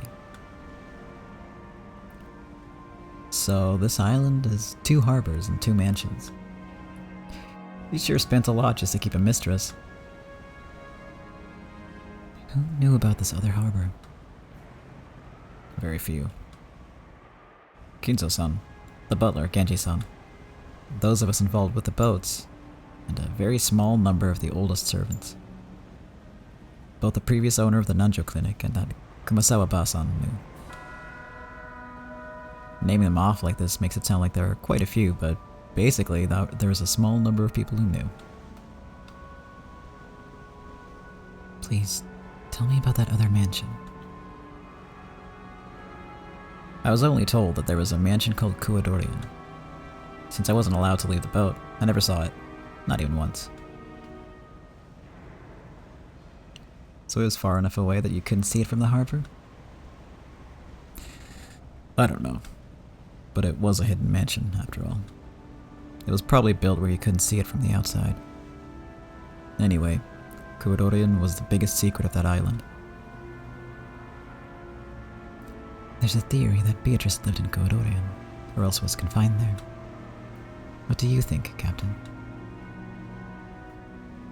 I did sometimes carry miscellaneous goods to Kuadorian, and that included a lot of stuff that only women would use, and expensive stuff at that. I'm also convinced that theory is true. So does that mean you never saw Beatrice directly, Captain? Nope. Came and went for about 20 years, and I never saw her once. 20 years? That means she was at least 20 plus. Looks like she wasn't some mademoiselle.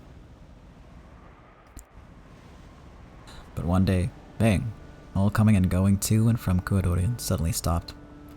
That was about 30 years ago. So around Showa 43, 1968, I think. Bang? You mean suddenly? We came to the hidden side on a set schedule to carry food and trash back and forth. Ah, right. The hidden side is what we call the harbor link to Kuadorian. I get it. So then? One day, we got an urgent message from Genji-san. He said that until we heard differently, there was no need for us to go to the hidden side anymore. And did you hear differently? Not really. Long story short, one day, I was suddenly told that they wouldn't need regular service to the hidden side anymore, and that I didn't have to take food there either. At first I thought I was being fired, but I quickly figured it out. Going by the reactions of the servants who knew of Kuadorian, I managed to guess somehow. Beatrice died and there is no longer any need to take food or people to care for her? That's what I think. From that point on, I was never told to take a boat to the hidden side. However, after that, Genji-san came to see me face to face and got pushy, strongly urging me to never speak of anything related to the hidden side until I died. So, if that hidden mansion was abandoned for 20 whole years, why was Aunt Ava there?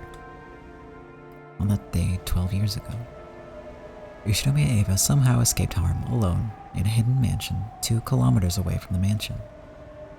Why was she in a hidden mansion that had been forgotten for 20 years?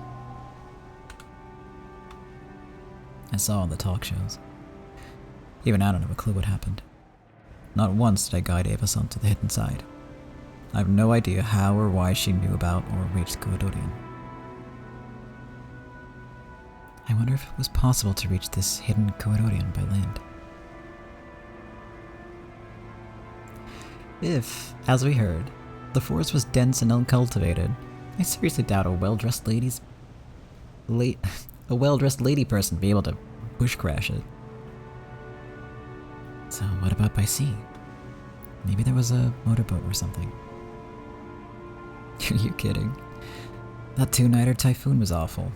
No way you could have used the boat. So what if there was an underground passage or something between the mansion and Kuodorian? Wouldn't it have been a pain to have to charter a boat each time he wanted to visit his mistress's house? You mean a tunnel long enough to connect mansions on opposite sides of a 2-kilometer island like Rokanjima? Well, I'd like to laugh at the thought, but this rich guy made a whole hidden mansion for his mistress. Guess I can't deny the possibility. What do you think, Captain? I'm a man of the sea. I don't know about holes. But the Japanese military dug a 25-kilometer tunnel on Iwo Jima. Wouldn't surprise me if that Kinzo-san could dig at least 2 kilometers. There really is something wrong with this island. Even now, not one of us really knows a thing about it. Yeah, Lulu, your theory is still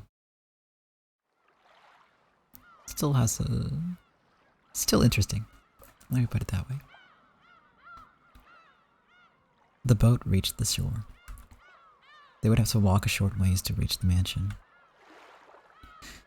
I'll wait here. The mansion's that way. The path from back then's probably still there, but I'll bet it's covered with plants. Make sure you don't get lost. Right, let's go. Thanks for everything, Amakusa. You wait here too. Well, I had a feeling you'd say that. I'm just delivering something. It'll be troublesome for them if you come too. I imagine your toxin is strong. Toxin? Oh. I'll be back soon. Today, our main goal is Kuodorian. After I deliver this, I'll come right back. Anji put on her knapsack, holding the flowers she would offer. Give her some space, young'un. See you soon, little lady. Your family's waiting for you.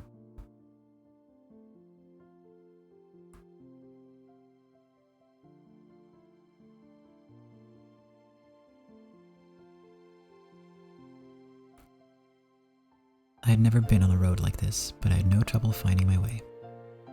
If I walked straight ahead, it would probably guide me to the final destination for everything. It was true that the vegetation was incredibly thick, and if I didn't pay attention, I would lose track of the path. But the road that was left was much clearer than I'd guessed it would be. Still, that didn't change the fact that it was a bad road. Contrary to the distance shown on the map, I was forced to walk a long way. The forest was deep and dark. At the time, I had been threatened into staying away from the forest because a witch lived there. Of course, that fear is gone now, but I feel it. Because I was me, I could feel the presence, like an aura, of the golden witch, Beatrice. Here and there were massive fallen lumps of rock, along with overgrown trees and ivy, and the voices of birds and bugs. Yeah, I feel it. I feel that the witch is here. Ahead, an ivy-covered construction site fence and a warning sign stood. No entry, Tokyo Metropolis. That was written on it. Yeah, that's right. When you think Tokyo, you tend to think of a city. But Dokonjima is also located within the Tokyo metropolis. Apologizing to the sign for my rude mistake, I climbed the fence. When I crossed the steep slope beyond that, my field of vision rapidly expanded, and a fresh sea breeze blew through my hair.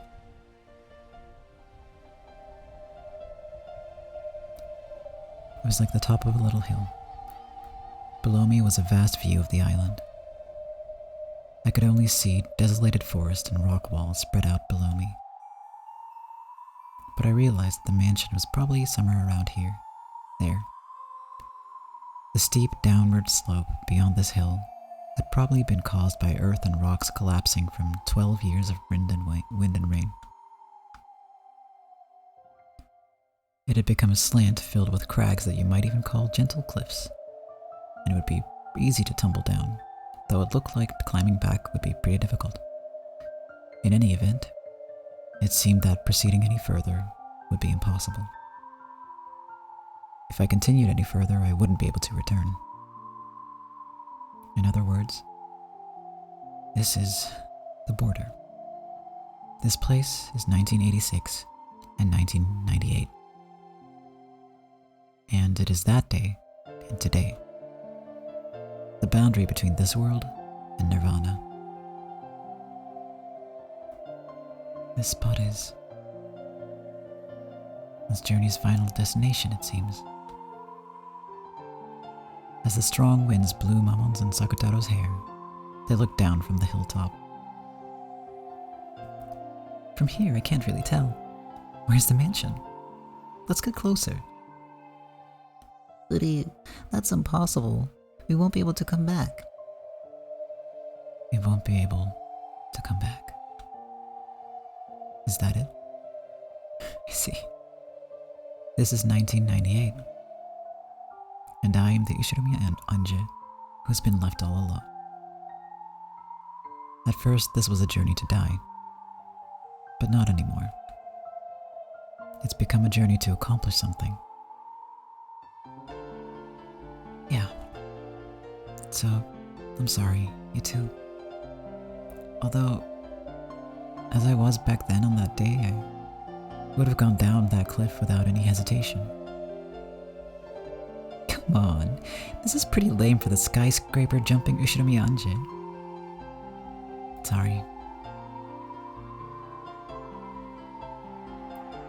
This place is as good as any. After all, you can feel the wind of that day. Was the wind really like this? Yeah. Very soon, they will come. Everyone. Sakutaro said it as though it was completely natural. And I believed it. Dad, Mom, Oni-chan. All of my relatives and those fun servants. And Maria Oni-chan. It's me. It's Anji.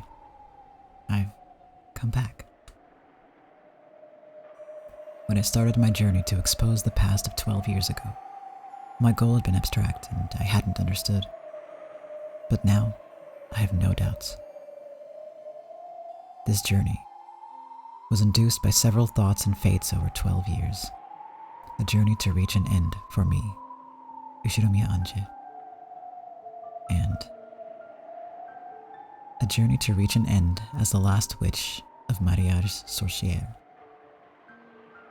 I came here as the last daughter of the Ushinomiya family, and as the last witch.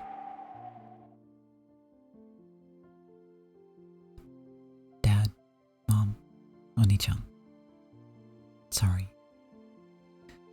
Let me greet Maria Oni-chan first. A strong tailwind urged me on. That tailwind took just my soul out from inside my body to the vast forest beneath me. And, though from here on I couldn't see, I believed that it flew me to the mansion on that day, to where everyone was, to where Maria Oni-chan was. And so, even though my body was on the top of a hill, a strong wind blowing against me, my soul was now certainly dancing through that sky. The vast, vast sky of Rokkenjima. Below me was the green of many trees, but I understand. I can comprehend the presences of my family and relatives and all the servants, and Maria One-chan too. I could even comprehend Maria One-chan as a witch. It was vast, more so than any vast space I had imagined up until now. Maria One-chan, can you hear me? Listen. Anja called to the Maria of that day. She told her of the long journey she'd undergone, of her long-delayed realization of just how much she'd wounded Maria in her youth. She understood magic and now understood everything about the world Maria had wanted to show her. It was very warm, overflowing with love and happiness. She wants to become even happier by sharing that world, but I trampled it. So now I finally understand everything. I understand magic. Our magic is surely very faint and fills the space beside us. But it isn't something that anyone can see with their eyes. Magic is... Yes, I can say it clearly. Without love, it cannot be seen. Sorry, One-chan. I've already been excommunicated from the Alliance of Witches. But now I understand how wonderful it is. And I know that after the day I wounded you, Mariage Sorcière was transfigured into something different from what you truly desired. Even the magic that spat anger by cursing people was probably important to One-chan in those days. One-chan's environment was sad enough to permit that.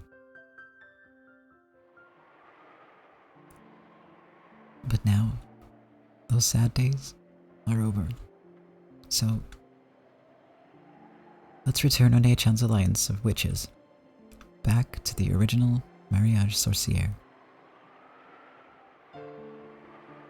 The grimoire was in my hands before I realized it. The strong winds were rapidly blowing its pages one after another. That world had been kind in the beginning. How could you give birth to magic that would make candy fall from the sky? How could you give birth to magic that would make tomorrow's dinner crème croquette? How could you give birth to magic that would make the weather good when you went out the next day, making your whole day fun? New spells of happiness were created one after another, coloring her world with kindness. Those days were flipped through, one after another, and months began to flash by. The pages with the drawings that had once been colorful gradually began to change into the color of black ink. Eerie magic circles and demon summonings. Evil magic for harming people.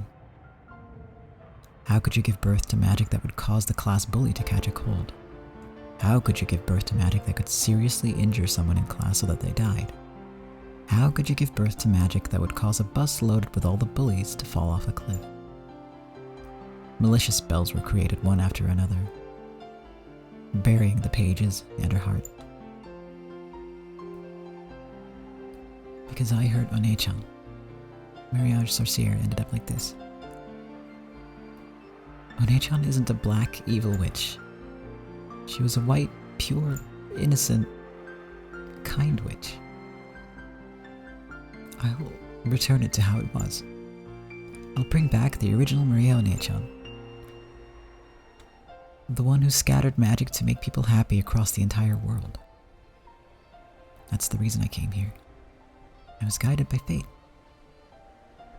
Maria One-chan, can you hear me? Show yourself before me. That voice rode an even stronger wind and was sent 12 years into the past. Then, the wind gradually ceased, and silence fell. Crunch, crunch. I could hear the sound of gravel being stepped on. I listened to those footsteps, surprised at this miracle.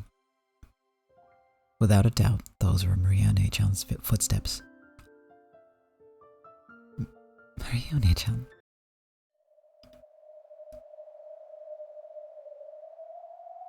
It's Kasumi. Looks like I finally found you, eh, Anja-chan? Before I knew it, Aunt Kasumi and her black suits, a total of 7 people who didn't resemble Marione-chan in the slightest, were standing there, surrounding me.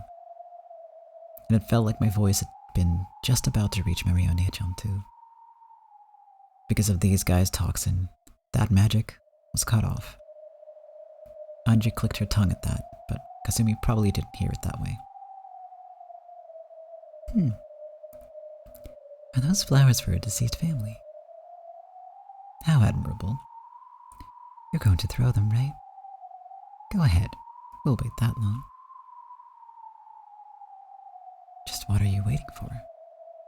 But Anji could more or less guess. The way the black suits unnaturally stuck their hands into their pockets clearly brought to mind the likelihood that they had handguns. This is a deserted island. There could be no more convenient place to dispose of someone. I have absolutely no interest in the family matters of the Sumadera family, but if I die, all that wealth will go to them. Unlike me, they're probably very interested and concerned about this matter. Of course, it seems that if the massive amounts of stock I own suddenly go to them, it'll be pretty bad for the Ushimiya group as well. And they're apparently having a secret feud, fighting over me all by themselves. That's probably why President Okonogi gave me Amakusa as a guard. Having Amakusa wait on the boat was a regrettable mistake. Aunt Kasumi, how long have you been waiting for this ambush?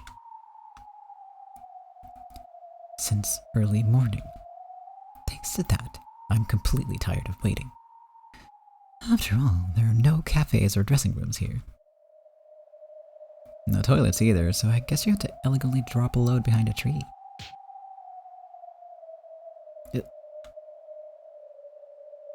A lady with half Sumadera blood flowing through her veins will not use such filthy words.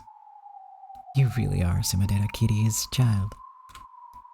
Not a trace of grace. She grabbed me by the hair and forced my face up to hers, and then spat at me. My words might be filthy, but they're no worse than her spit. Every time you talk to me, Aunt Kasumi, it's always about Mom. Am I really that much like my mother? Yes, you are.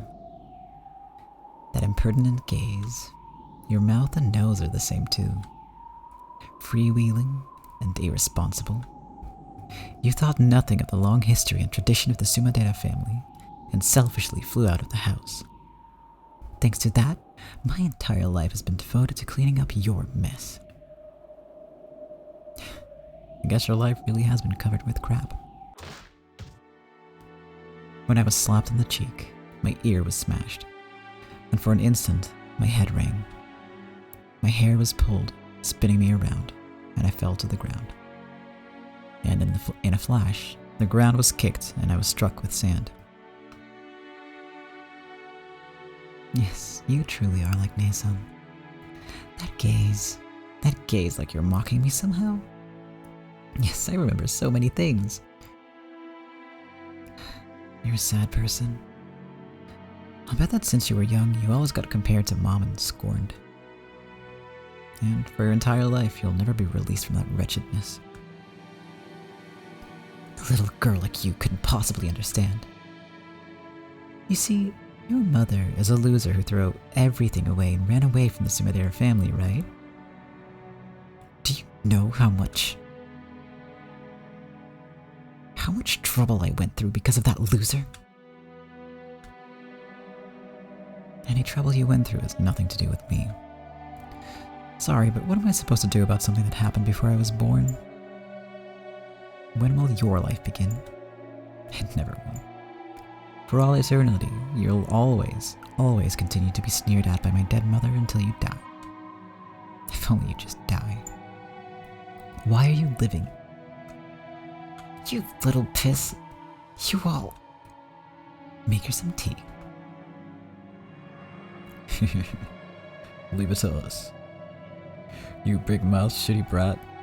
Let us teach you a little lesson.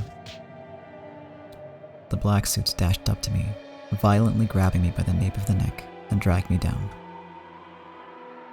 Do whatever you want to her Until my break is over. Teach my cute niece her place. Sumadera Kasumi. When I think about it, she was a pitiable person. To the outside world, women of the Sumadera family were trained to be in a position that supported and deferred to men. But in actuality, strong leadership was required from them so that they could manage all the common people. The role demanded of them really was that of a female commander, like a literal reading of the word okami. Managing the Sumadera family with all its traditions was not something that could be accomplished with just an ordinary level of dignity. It was an unimaginably heavy responsibility. Normally, this would have been demanded of Kiria. I'll go drink some water.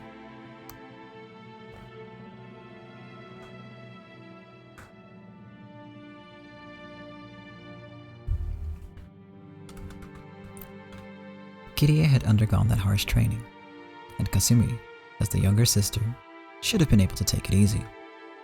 No, on the contrary, she had lived like a lazy, selfish, and affluent princess, sneering at Kiria, who had been given the heavy responsibility. However, Kiria had suddenly been disinherited. She had refused the fiancé her parents had arranged, and had gotten pregnant by her lover, Ushinomiya Rudolph. From the Sumadera's perspective, even though the Ushinomiya family held a vast fortune, it was a low-level family that had already collapsed. And to become not even a legal wife, but a mistress to the second son of that family? Normally, a daughter of the main family would be shown no mercy for such dishonor. They would wrap her up in a mat, place a pole on end, and throw her either into the Pacific Ocean if the pole fell to the right, or the Sea of Japan if it fell to the left. But Kiria's punishment ended with disinheritance, an unbelievably warm-hearted decision.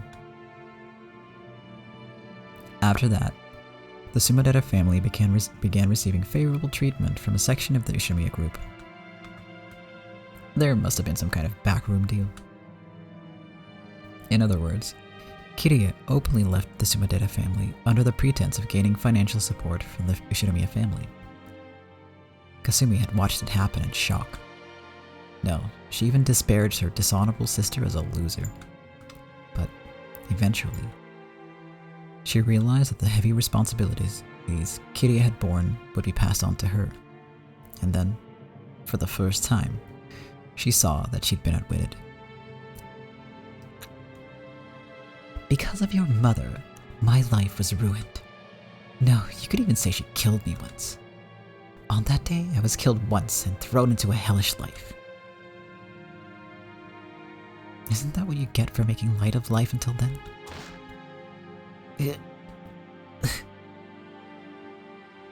Don't you ever stop talking, girl. Yeah. Oh, that was... okay. That should have been a dude. Alright. You know what? Who cares? Even assassins can be whatever gender they are. I don't know. That sentence came out all wrong. What I mean is, I should be assuming that they're all dudes. The black suit punched me in the gut, and I doubled over. But I was quickly grabbed by the nape of the neck and made to stand up again. Kasumi cold-heartedly looked down at me, smoking a cigarette. The painful days after Kiria left were floating through her mind. Until then, she had been allowed to be a simple lady, freewheeling and naive. Only the older sister, Kiria, had been harshly trained, and she, the younger sister, had been able to live as nothing more than a princess. Then suddenly, everything got flipped over, and her life came crashing down. My life, lifestyle, and the way I lived were all stolen from me. Do you know how much I was derided by those relatives who didn't know the details, all because of my sister's dishonor? I detested her. I detested your mother enough to make me spit blood. Glad to hear it. Keep up the good work.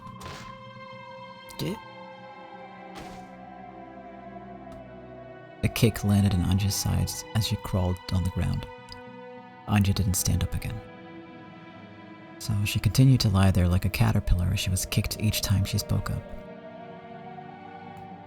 I saw Ne-san at an Ushinomiya group party once. She was with her husband, looking very happy and laughing. She pushed everything onto me and found happiness only for herself. So what? How is taking it out on me going to make you happy? Will taking it out on me turn back time and change history or something?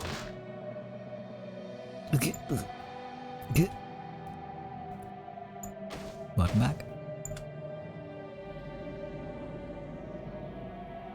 You said something a short while ago. When will my life start? No matter how much I despise you or take out my frustrations on you, I can't turn back time. So, must I keep hating my sister even though she's gone? Until I die? You've got to be kidding me. How long will I have to be tormented by my sister's ghost? So I thought of something. If I could accomplish one thing, I'd be able to forget all of my hatred and start over. Anja was about to lash back out at her, but stopped. Because she'd be kicked again if she responded. Even if Kasumi didn't say anymore, Anja had a pretty good idea what she meant. Kasumi thought that by taking revenge against Kiria's daughter, Anja, she'd be able to put an end to her hatred. Talk about pushing your problems onto other people. Come on, stand up. If you like this island that much, I'll bury you deep in it. You don't want to die at your age, right? Don't you feel like saying sorry my mother caused you so much trouble or something? Who'd say something like that?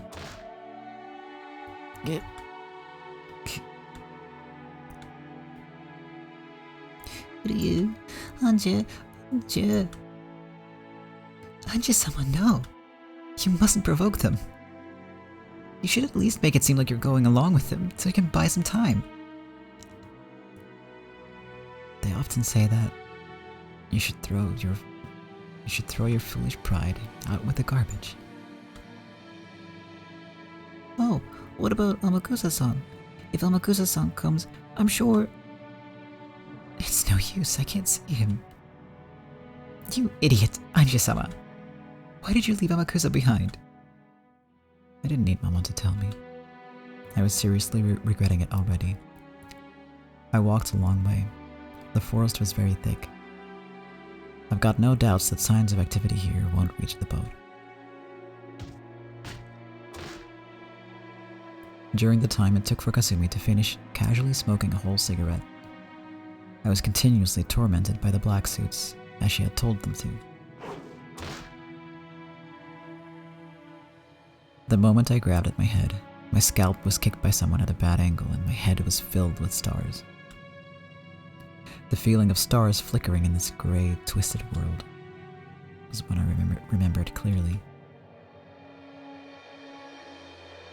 My life was very similar to the one Sumadera Kasumi led. After all, as the successor to the Ushinomiya family, I was tormented constantly with various kinds of bullying, under the guise of education and training. Yes, having the inside of my head filled with stars like this is a feeling I know well. When being reprimanded for some error in manners I seem to have made, the discussion always turned to whether I was fitting to be the successor or not. On and on about the honor of the Ushinomiya family and how deep that was. By the time the conversation reached that point, I'd forget what mistake I was being blamed for in the first place. No, in fact, it was the same for Aunt Eva. After all, sometimes she'd ask herself, what was it again? But in the end, she wouldn't be able to remember and would say something like, If I'm angry, then it must be your fault, Anji. The fact that you're at fault is what matters, so who cares if I can't remember what it was you did? There'd be some ridiculous reasoning like that, and then she'd keep on punishing me. Yes, Aunt Ava's punishment wasn't something that would continue until I learned something, or acknowledged my mistake, or apologized. It would continue until Aunt Ava wanted to stop. So this violence was a bit nostalgic, in a way that made me want to vomit.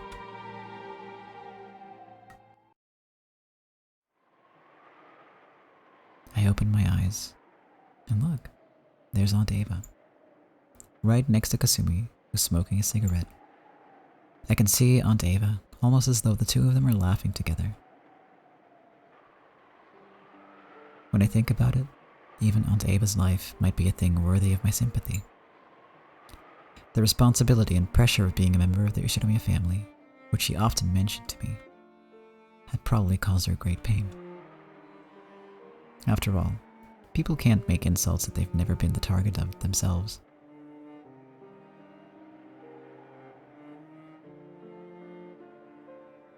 It was probably the same for Aunt Rosa as well.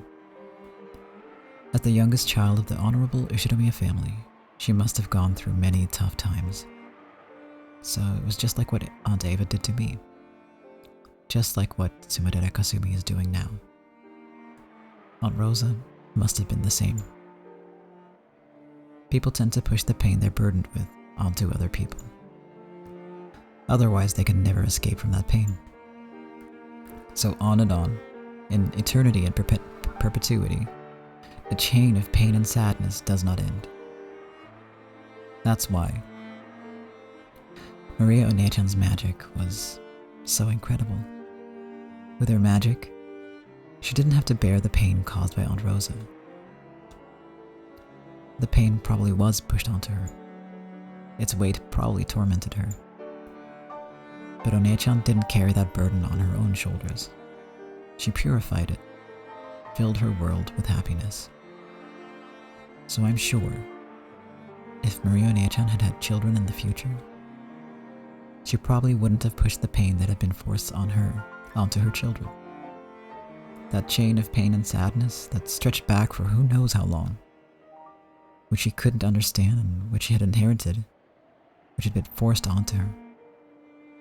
Maria Onechan cut it with her magic. What's wrong? Got a bone to pick with me? In the past, I would have snapped back. I would have met her hatred with hatred, so that they'd cancel each other out. No, nothing got cancelled out. The thing being forced on me ended up right there on my shoulders. Just like how, even now, I hate her. So, now that I know of magic, I'll look at the human called Ushinomiya Eva again. What I could see through to was a sad human form, no different from me, who had lost her family and who bore deep wounds in her heart. Unable to withstand the pain of that torn heart, she was doing nothing more than howl sadly like a lion crying in pain, like a child. Even Ushinomiya Eva was someone I should have felt compassion for. She needed someone to understand the difficulties and pain of her childhood years. Even she, who was the only survivor of the Rokkenjima crime, who was faced with the curiosity of all of society, was publicly slandered and forced to have salt continually flung into the wound, had needed someone's compassion. In order to let Eva forget her pain and sadness at least a little, the Black Witch taught her magic, just like the times it had possessed Aunt Rosa. It was the same magic of anger and sadness that Beatrice had taught Maria Onechan when she was mourning for her torn-apart friend, Sakutaro. That same magic, that witch, had probably dwelled inside Aunt Rosa too. So I mustn't hate Ushinomiya Eva. Maybe I should have become her ally, as the only person in the world who could understand her. What did I say to her when I was young, but she returned alive all alone. Could it be that I acted as though she'd killed my family and returned on her own? I can't believe it. Aunt Ava, who has never been more than an object of and a synonym for hatred throughout my life, is turning into a human I can understand. So, I can see, right next to Aunt Ava, the form of the Black Witch who taught her the black magic.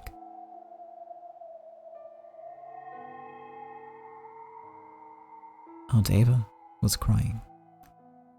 It was only natural. Not only was no one willing to understand the pain of losing her husband and son at once, but her only relative had insulted her, saying, "Give me back my dad and mom." I can make the excuse that I was merciless because of my youth. However, to her at the time, it had probably been cruel enough to sever the last thread in her heart. In the following days, the talk shows and magazines publicly slandered her. The truth of her husband's business and character, and even her beloved son, were negated. She no longer had anything left. She could do nothing but cry and howl and trying to forget the pain and sadness at least for a while. After all, she could only feel a tiny bit of release, and only during the time that she howled. And so, the Black Witch taught her how to howl. The one I hated was the Black Witch. Black magic could probably release one from that pain in an instant.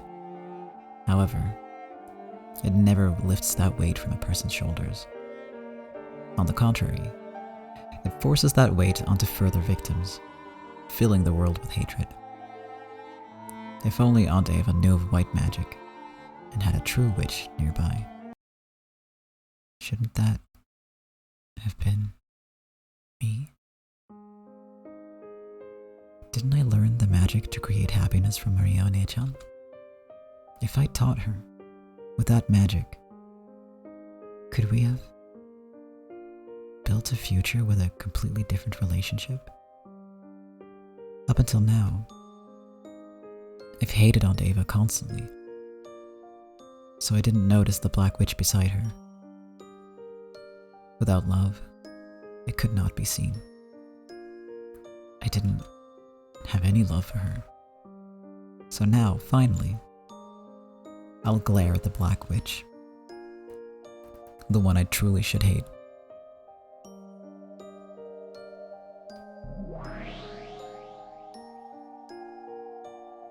Oh, what's this? You can see me? I see you. The one I should have hated wasn't Aunt Ava. It's you. Whoa, awesome. To think that a lowly human could see a witch like me. So, are you trying to say something with that glare? Do you hate me? Hate? Yes, I do. But that's not quite it. I just think you're sad. Sad? What are you saying? Come on, go ahead. Why not hate me as much as you want? I won't hate. Hating you means I'm doing nothing more than inheriting Aunt Ava's hatred. I'll put a stop to hatred. I'll accept Aunt Ava's pain, purify it, and throw it away. What kind of epiphany do you think you've had? Is your head alright? Seriously, if only you just give up and die. You guys, kick her more and more, okay? Not her face, though. Because it'd be boring if her pitiful face got any better.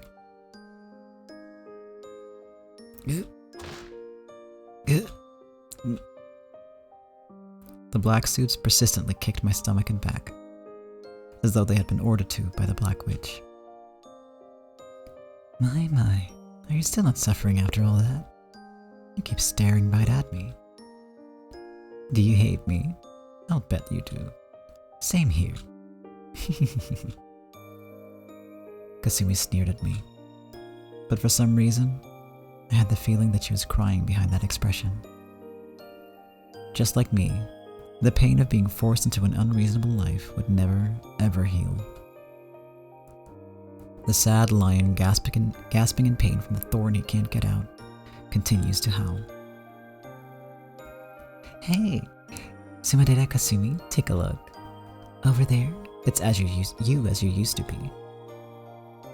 Don't you feel better now? You used to be standing there, but now you're on this side, right? Isn't it great? Don't you like having the roles switched? Yes, it really is. Great. How can you make that kind of face, Anjay? Go on and cry. You want to, right?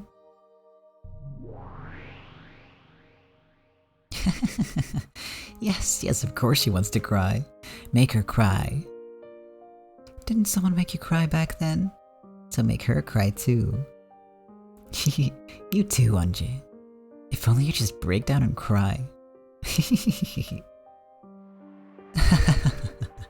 Cry, Anjay.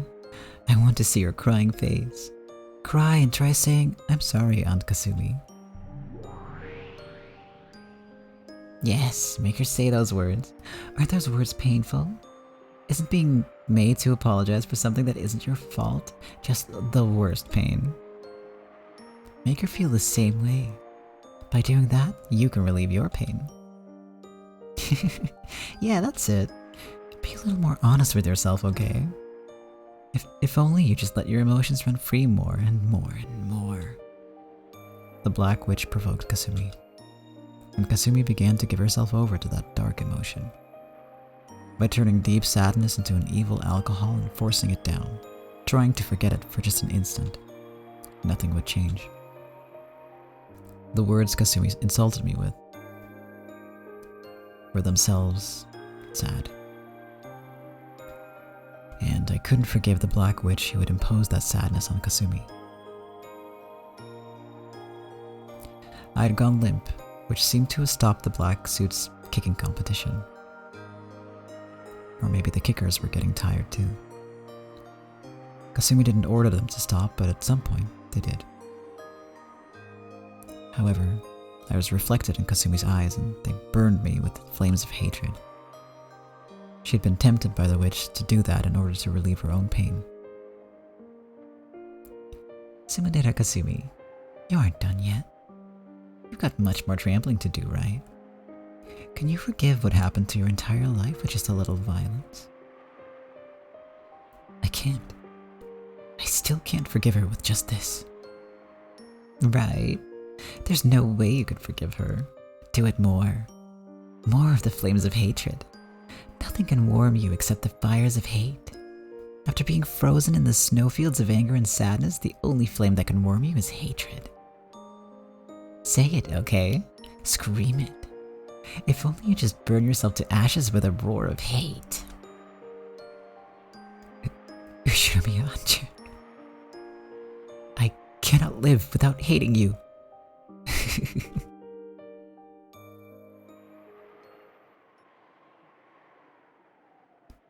Sumadera Kasumi, look at that bundle of flowers. These flowers are for your dead family, right, Anjay? The Black Witch grinned at me unpleasantly, using her chin to signal Kasumi to pick it up.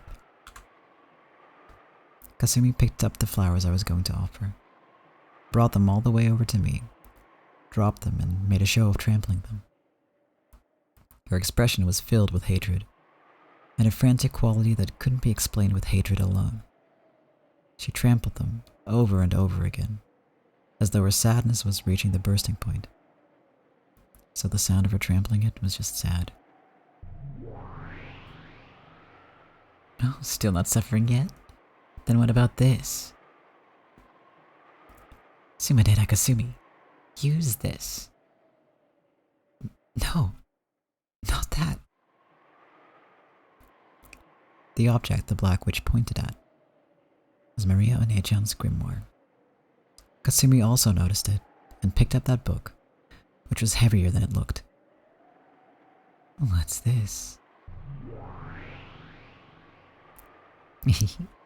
Why not read it? You might fall over laughing, okay? Kasumi opened the grimoire, skimmed over the contents, and snorted derisively. Give it back. That's One-chan's. Of course, my hand couldn't reach. My stomach was once again kicked by the black suits, and I doubled over. See? This book's really important to Anju, right? Gotta belittle the things that are important to her, okay? That'll work better than punching or kicking for a girl like her. You know that better than anyone, don't you? As though remembering something painful, Kasumi's face twisted for an instant. But that quickly disappeared, changing into a scornful smile directed at me. Ooh, what a creepy book. Did you write this? Stop it. Give it back. Look at that face. Belittle it more, belittle it more. Teach her the pain of having your dignity trampled. That's the only way to soften your own pain. What's with this embarrassing book? I'll admit I did have a little interest in fortune-telling as a girl. But isn't this going a bit too far? Magic? Ew. You're one of those, aren't you? It's like in those cartoons where a girl says that something spell and transforms into a witch, right? You like those, don't you? How pathetic. Cackling, Kasumi opened to a random page and showed it to the black suits. The black suits looked too and guffawed. That sneer didn't wound me, but I couldn't forgive it. After all, that sneer was ridiculing Miyo Takano. I don't hate Kasumi, but for forcing that unhealing anger and sadness on Kasumi, I cannot forgive the Black Witch. That Black Witch ate into Aunt Ava, Sumadera Kasumi, and Aunt Rosa, tormenting them for an eternity without letting their wounds be healed. I can't forgive her. I can't forgive the Black Witch. Wow, this is just great. Magic for making candy fall from the sky, you say? What's this? Sprinkle water cleansed by the sun with sugar. Stick the magic staff in an incantation. What the hell? It hurts. The black suits were also rolling around, guffawing. Then, grinning, the Black Witch whispered something into Kasumi's ear. After glaring at me with a grin, Kasumi took that page.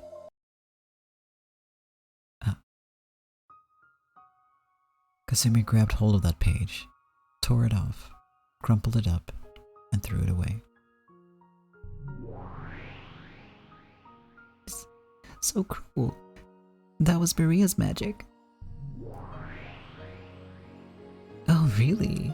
How sad. It was one of the spells to summon happiness that Maria had made with Sakutaro. Anyone knows that making sugar water, coloring it, and leaving it by the window isn't going to make candy fall from the sky. But after repeating that every day, one time on her way home from school, she had found several pieces of candy scattered around. How happy must that miracle have made Miyo Takano? Didn't she treasure that candy, eating it during her night alone with Sakutaro to distract herself from her loneliness? That magic that One-chan had given birth to had been torn and thrown away, and had disappeared. The whole miracle of happiness that magic had given birth to had been torn and thrown away. Oh, this part's great too. Magic to make tonight's dinner cream croquette. What's next? Magic to make bell peppers taste good. That's not bad either, so stupid. Tear that too. If only you just teared more and more. With a brutal, loud laugh. The Black Witch made Maria Nechan's spells get torn out, one after another. The magic of happiness was sneered at, torn, and thrown away.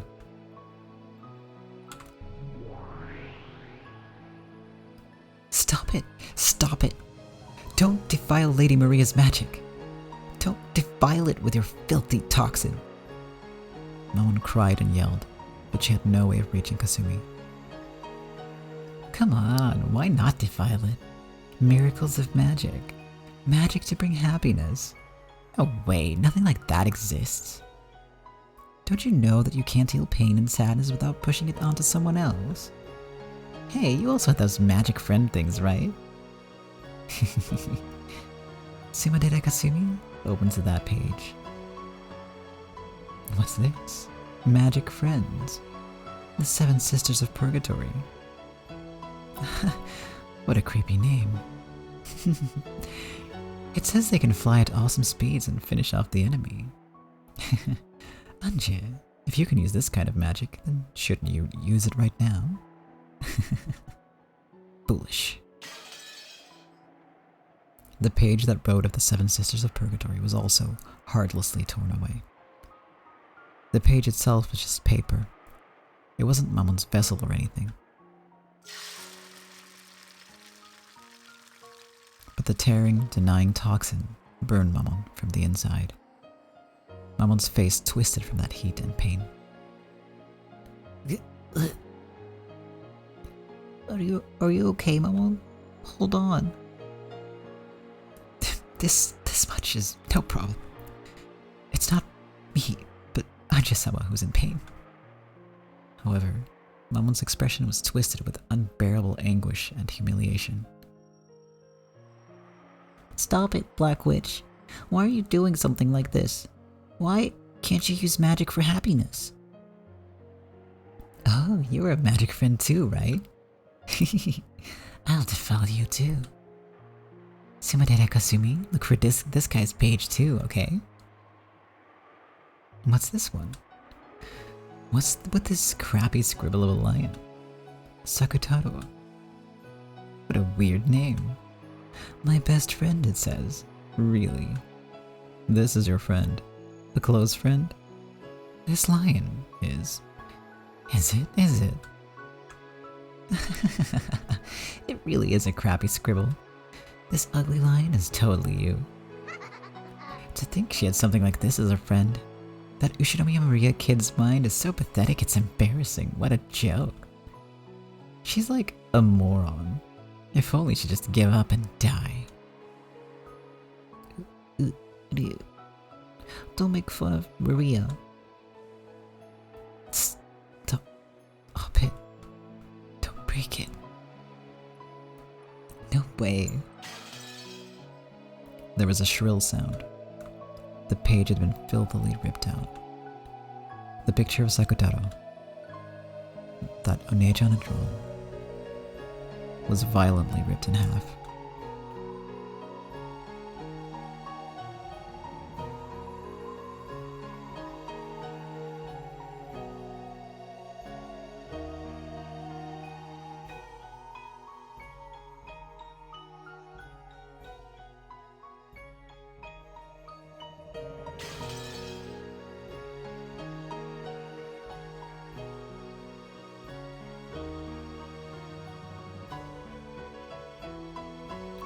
What a crappy picture.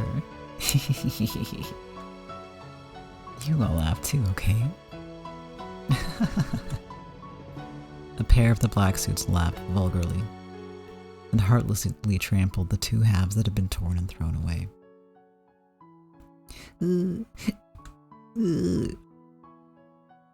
Sakutaro, hang in there. I'm not sad. I just can't stand it. I can't stand that Maria's being made fun of, and I can't do anything about it. To humans who can't see us, it's as though we don't exist. We can only interact with humans that need us. That's why we're furniture. As Sakutaro and Mamon supported each other, they crouched down, sobbing. I couldn't stand it either. Those who can't see how wonderful the world of magic is can't understand it. You can't explain to humans who can't understand. So it gets belittled.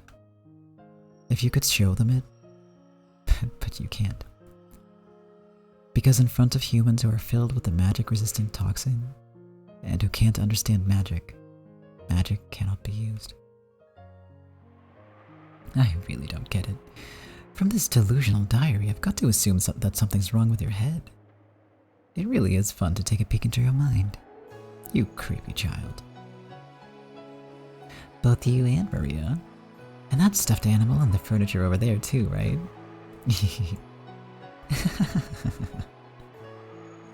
I could laugh. You don't have any friends, do you? You're always all alone, so stuffed animals are your friends? What a pitiable child. Don't worry, I understand. I know what it's like to live that way, so I'll accept it.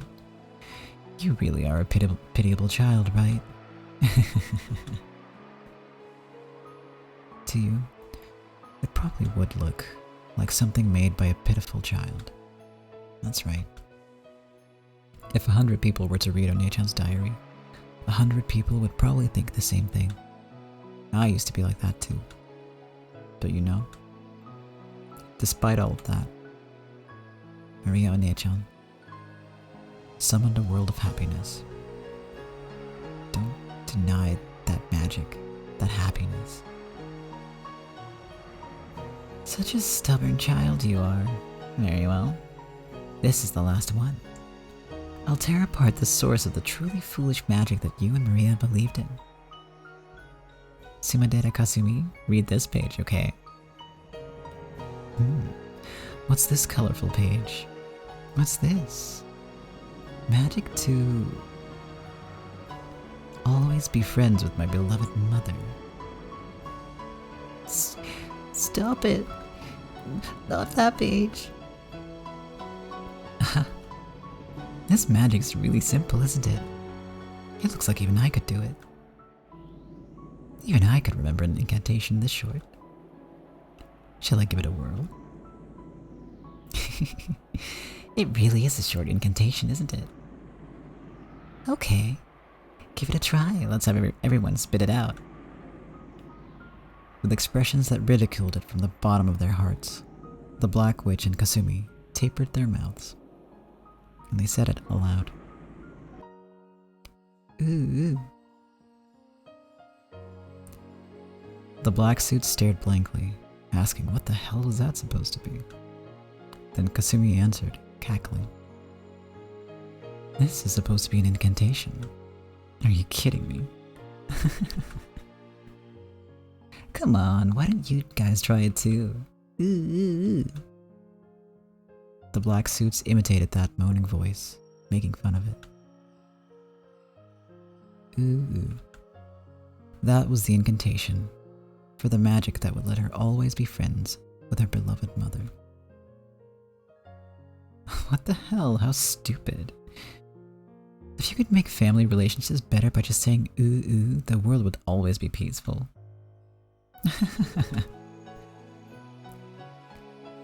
Ooh. A stupid moaning voice. Too bad if you do this over and over again, people will think you're a pathetic, stupid kid. Are you a moron? Stop it. At least don't belittle that magic. It was the day of a picnic, when Maria One-chan and Aunt Rosa were alone. It was written that this was one of the top 5 happiest days of her life. One-chan was singing a song she'd just learned from her mama. Her mother had been delighted. But partway through, Maria forgot the lyrics. But since she saw that her mother was so happy, she tried to sing it until the very end. With ooh ooh ooh. Even though she'd only pretended to know the lyrics, her mother had enjoyed it a lot. After that, ooh remained as an incantation to remember that day she'd spent in fun and happiness with her mother. Of course, even though she seemed to find it funny at first, Aunt Rosa eventually tired of hearing it, and eventually started scolding One-chan when she said it. But to One-chan, it was a memory of a fun day that she'd never forget. So among the spells that Maria had created, it was the oldest and the first. Kasumi stuck her fingernails into that page too. Stop it. Don't tear it. At least spare that page. No way. With a shrill sound, a girl's world of happiness was erased. Ooh. Is this your magic of happiness? Hilarious, hilarious. There's no way there could be magic to make you happy, right? Magic is made out of anger and hatred, right? Happiness is what you call the feeling of release you get only when you've pushed all the hatred you bear onto other people. The happiness you all are talking about is a phantom that doesn't show up outside of picture books. As Kasumi laughed her head off, she slammed the grimoire against the ground and stepped on it. Can't stand it. Hey, you can't stand it, right? You white witches of happiness. If you can't stand it that much, why don't you show us? Show us your magic. If it exists, then you just have to show us, right? A witch who can't use magic isn't a witch. That's why we're the real witches. You're just brats trying to escape reality with a dream.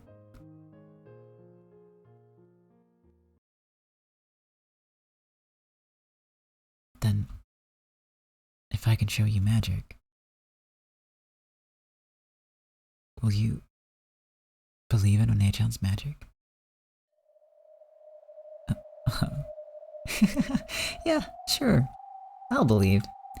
If you can use your magic and show me, that is. Let's see it, you stupid brat. Silently, slowly, I stood up. Sensations of this cramped world, such as the pain in my body, felt truly trifling.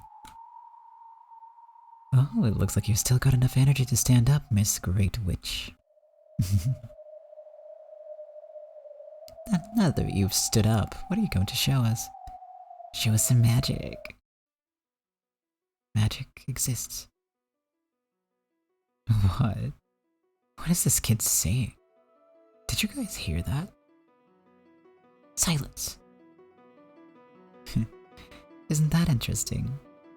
You people always refuse to show this power of miracles because of the magic-resistant toxin. Disciple of the White Witch, Maria. Let's see some magic. Do you have any clue how many humans have believed in that miracle before being betrayed?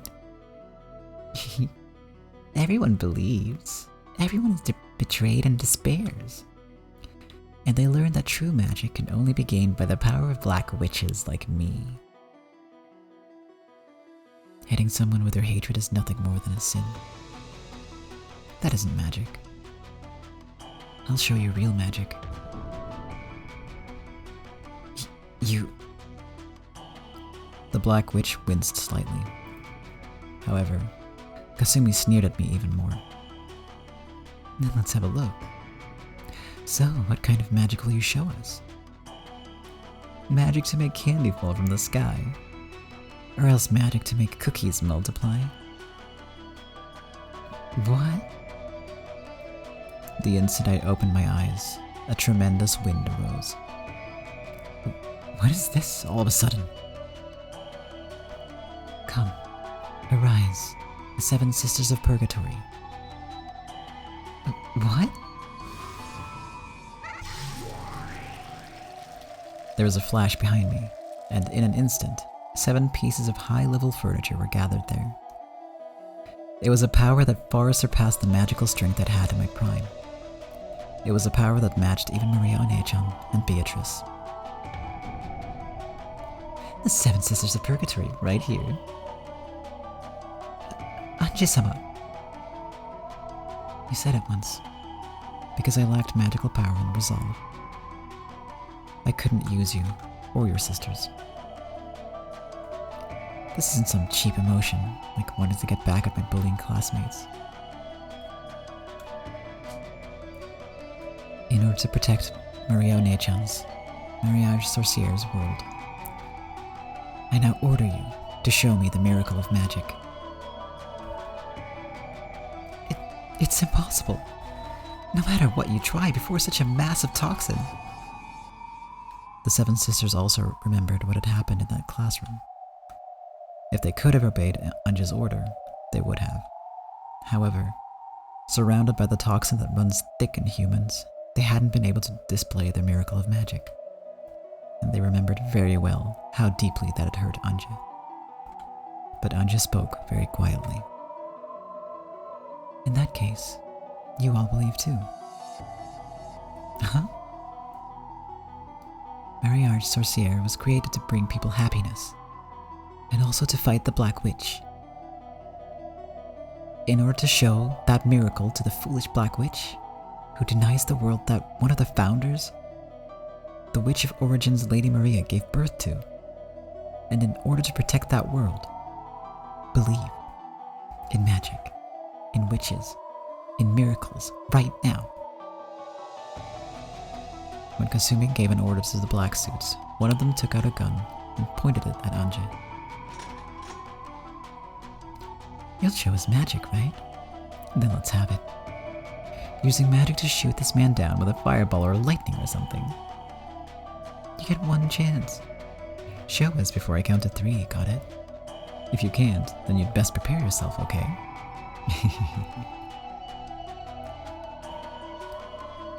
Shoot. What's with this kid? She's lost it. The black suit, pointing the gun laughed at Anja's detached attitude. Are you serious? This girl's lost her mind. In that case, get yourself shot. If only you just die. Anja, it's impossible. You can't block bullets with magic. No. There's nothing to be afraid of. Compared to my magic, to the 7 sisters of Purgatory, bullets are nothing. Anja-sama. Maman was perplexed by Anja's absolute trust. If she could comply, she would have. On that day as well. But because she had been unable to do anything, she had hurt Anja. You brat. If you can use magic, let us have a look right now. What's wrong? We're telling you to show us magic, right? Come on, there's no need to hold back, okay? Boom. Show me some magic. The black suits jeered at her. But Anja simply concentrated her mind in silence. If only just shoot. She's even telling you to try and shoot, you guys. This kid's already lost her mind from fear. Bye-bye, Anja-chan. Go and pretend to be a witch as much as you want in heaven. Fire. Are you sure? Fire. Die, Anja. If you can do it, then give this magic of yours a try. The black suit cocked the gun and, sneering, pulled the trigger.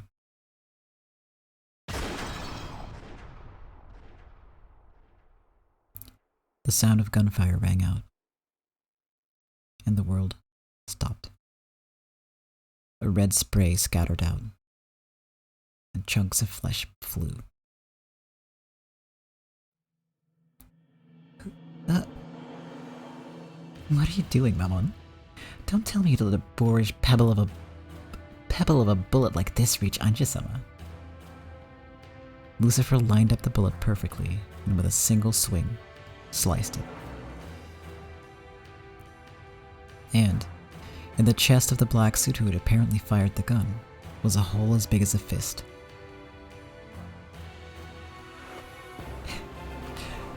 I'm not gonna end the stream now. It's like a mid-action scene. I'm not.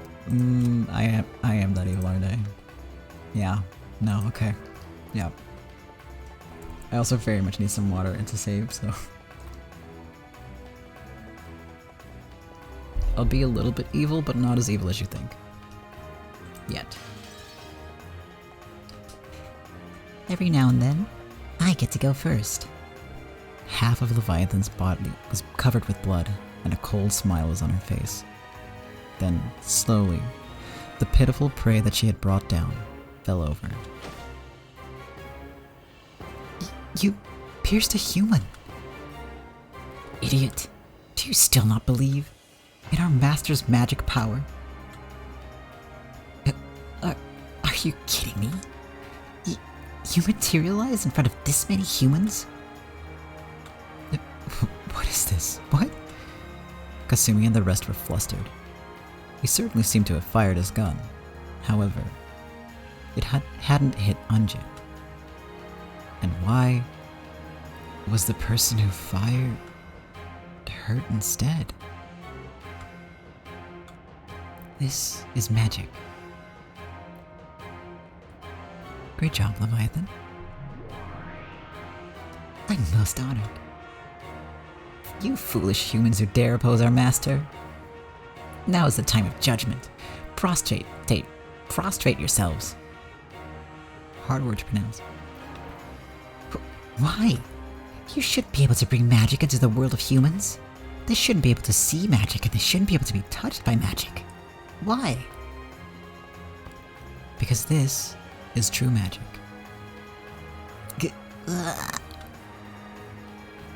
What are you people doing? Kill! One of the black suits, who had finally come to his senses, took out his gun, ready to. Like I'd allow you the disrespect of pointing a gun barrel at our master. Die. Those words were a requiem. The man's chest had already been pierced by Lucifer, who had become the stake of pride in an instant. Thump. With the sound of the second person falling, the black suits now realized for certain their lives were in peril. Save me! The instant one of the black suits doubled over in shock and turned on his heels to escape from that place. The stake of sloth. Be thankful that your violence against our master will be repaid with this alone. Die. In his right eye, a hole as big as a walnut opened and his head split. Belphegor was sprayed with blood, and her face twisted demonically with the joy of being able to use her full power. Who's that? Who's there? Where are you? The black suits were flustered, pointing their guns in every direction. But they didn't understand what was happening. They knew that something terrifying was coming for them from somewhere, but they didn't know where. Dumbass! The enemy is right before your eyes. The witch's furniture is after you. But they couldn't see. Because they didn't believe in magic, they could not see. Just as the Black Witch said, Satan was standing boldly right in front of the black suit. However, the black suit couldn't see her at all. Did you think humans could see our forms? That they could follow us? Stupid humans. Time to pay a fool's price for forgetting you're all magic.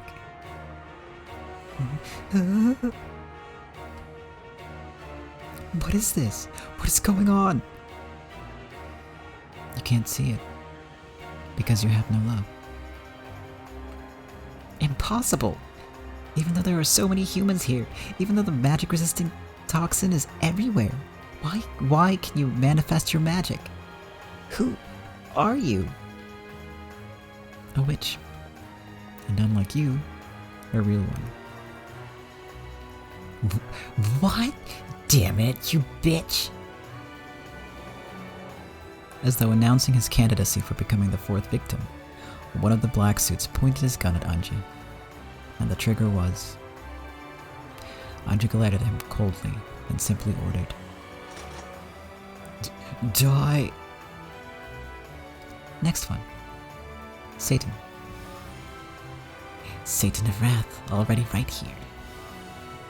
Blockhead, You think a simple bullet could hit Anja-sama or us now? The stake of anger pierced and smashed the bullet fired by the black suit, and continued straight on towards the man's face. Know your foolishness, and regret in hell. Die. With a terrible explosive sound, the upper half of the man's head was smashed. Bathed in scattered flesh and blood, Anja quietly asked one more question. Hey, Aunt Kasumi, do you still not feel like believing in magic? There's no way something so ridiculous could exist. I won't accept it. There's no way magic exists. Yes, that's right. There's no way magic exists. There's no way witches exist. Magic exists. Witches exist. Who do you? That's right. Magic exists. Witches exist.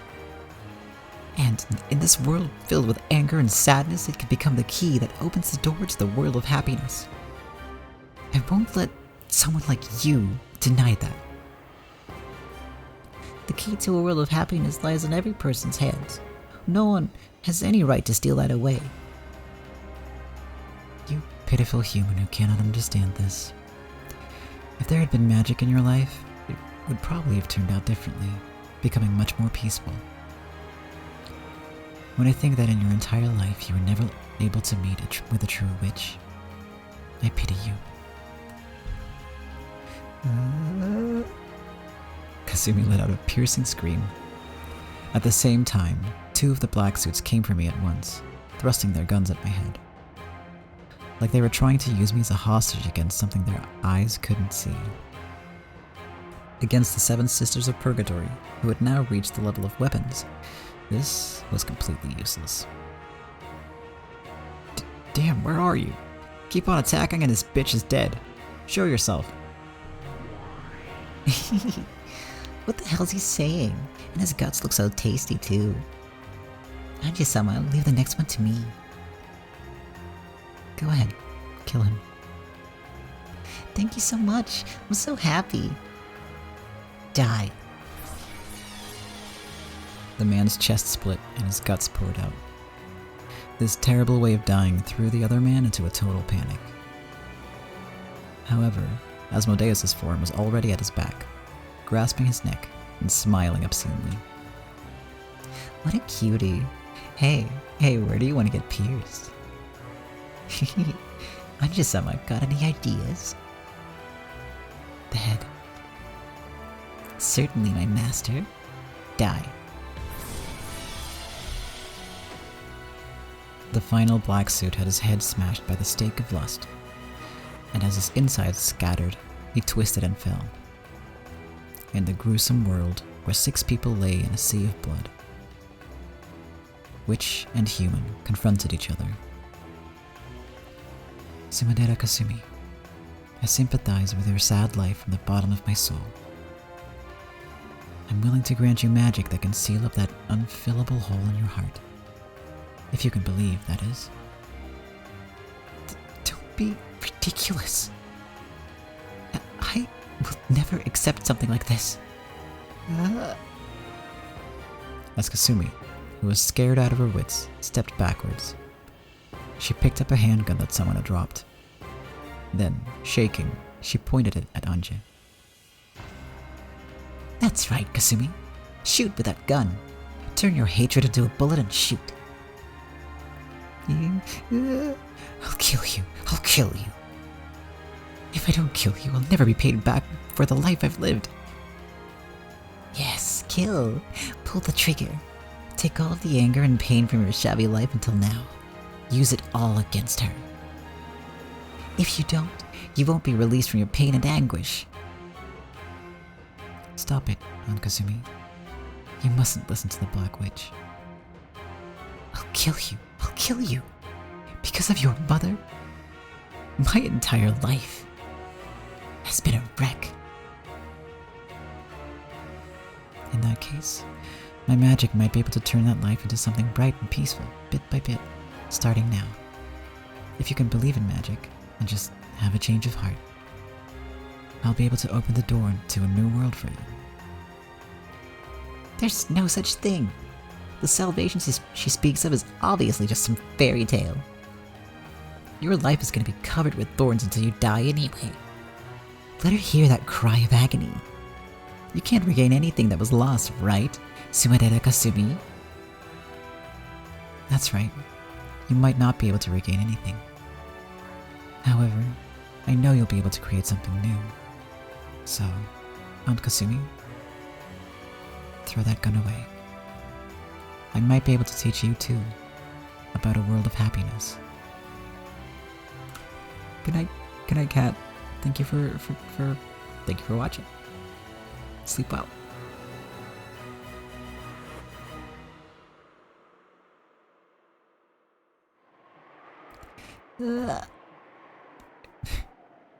My voice is a little shot, so I can't do the screaming noises. You know, because your mother ran away, I was forced to marry her fiancé in her place. There was a man I swore I'd spend my life with, and I was forced to break up with him. You think you understand how I felt when I was forced to be wed in your mother's place? And was held by a man I had barely even talked to? I wanted to kill her, but Neisan just went and died on her own. That's why I'll kill you. Otherwise, my thorn-filled life will never end. From Kasumi's eyes, tears of passion dripped down. So pitiable. This person's tears were so clear and beautiful, but for that very reason, she hadn't been able to fully withstand her sad pain, and had been given no choice but to listen to the Black Witch's temptation. So sad. In that case, I'll at least release you, your soul, for all eternity, and free you from the bonds of resentment. That might be the only bit of charity I can give right now. Die, Ushiromi Anje! Goodbye, Aunt Kasumi. Take a long rest in a quiet world. I no longer feel anger or hatred for you. I just want to let your soul rest in peace. Kasumi's handgun spat fire. Slowly, that bullet continued through a world frozen to the utmost limit, aiming for Anja's forehead. Yeah, moment of greed right here. Thanks. Huh? Because I met you and Sakutaro, I was able to understand everything. Anju. Look away, Sakutaro. Maman, release that woman. And protect the honor of Mariage Sorcière. Yes. Prepare yourself, Sumadera Kasumi. Even though the world was frozen, the stake of greed flashed like lightning, and had already gotten behind Kasumi. I'll drink some water real quick. Thank you for the save reminder.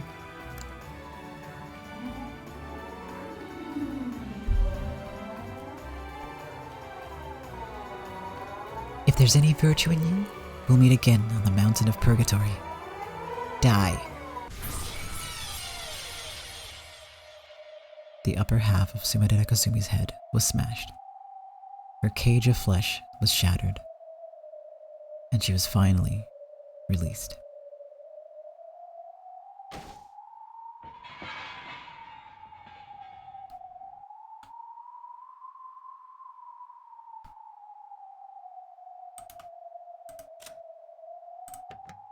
Yes, I glue all the agua.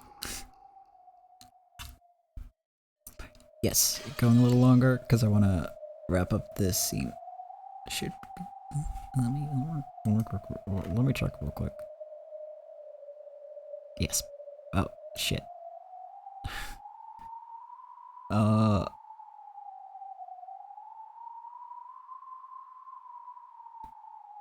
can't tell if the next bit is long or not.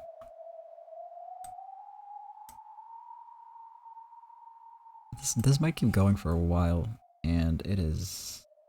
We are 3.5 hours in. So... I think I might leave it here, actually.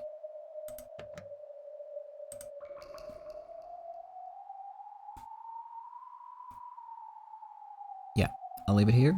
Then next time we're gonna kick off with the final confrontation against Ava Beatrice, or rather the Black Witch. And then we'll find out what happens at the end of Anji's journey. And what the hell happened to Battler, hopefully. Perhaps.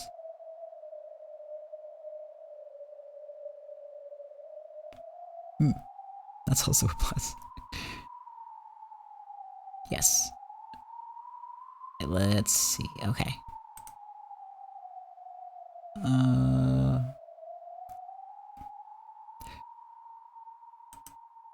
Well, let me just, okay.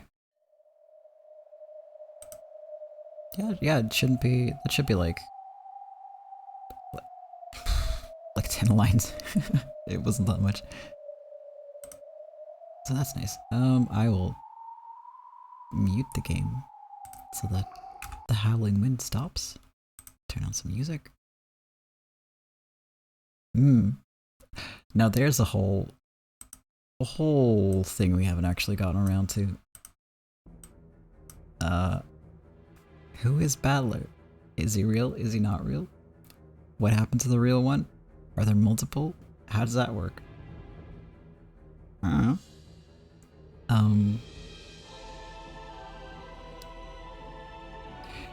Lulu, you said "oh" multiple times during this, like in all caps, so if you have ideas, I'd love to hear them. Doesn't have to be now, of course. I'm curious. I do know, it's true. I'm lying. I know exactly what happens on that front, and yeah. You can...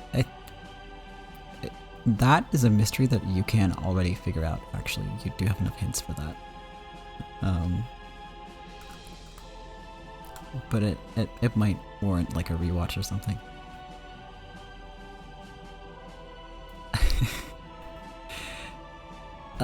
Yeah, so next week there will not be a stream. And here's why.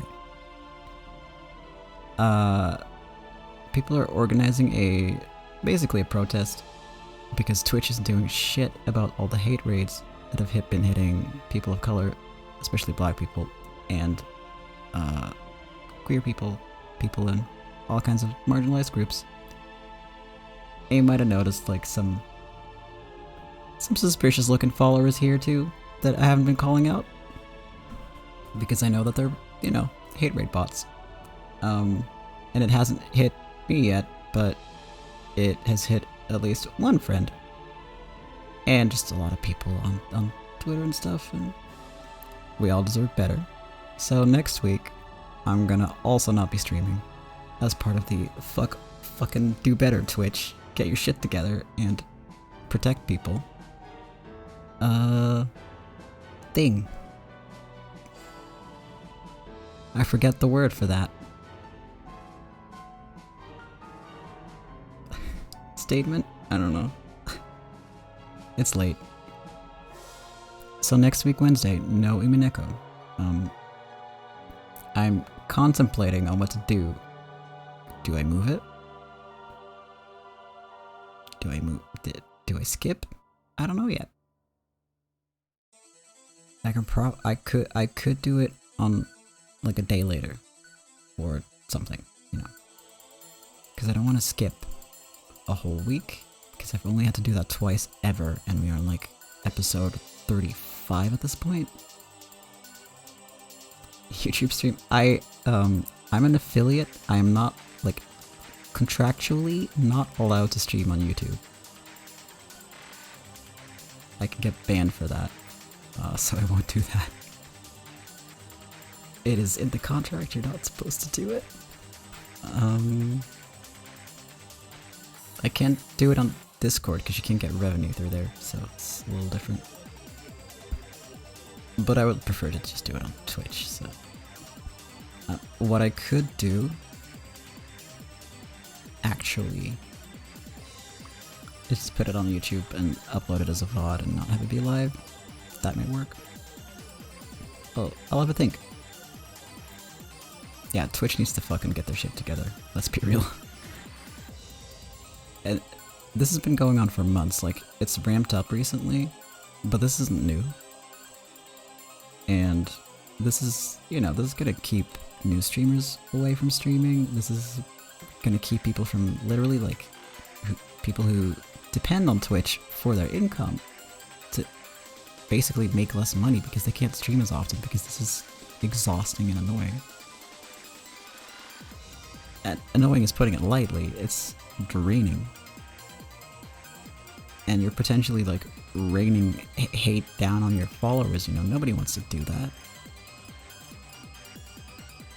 And they haven't done shit, they just said, oh yes, we hear you.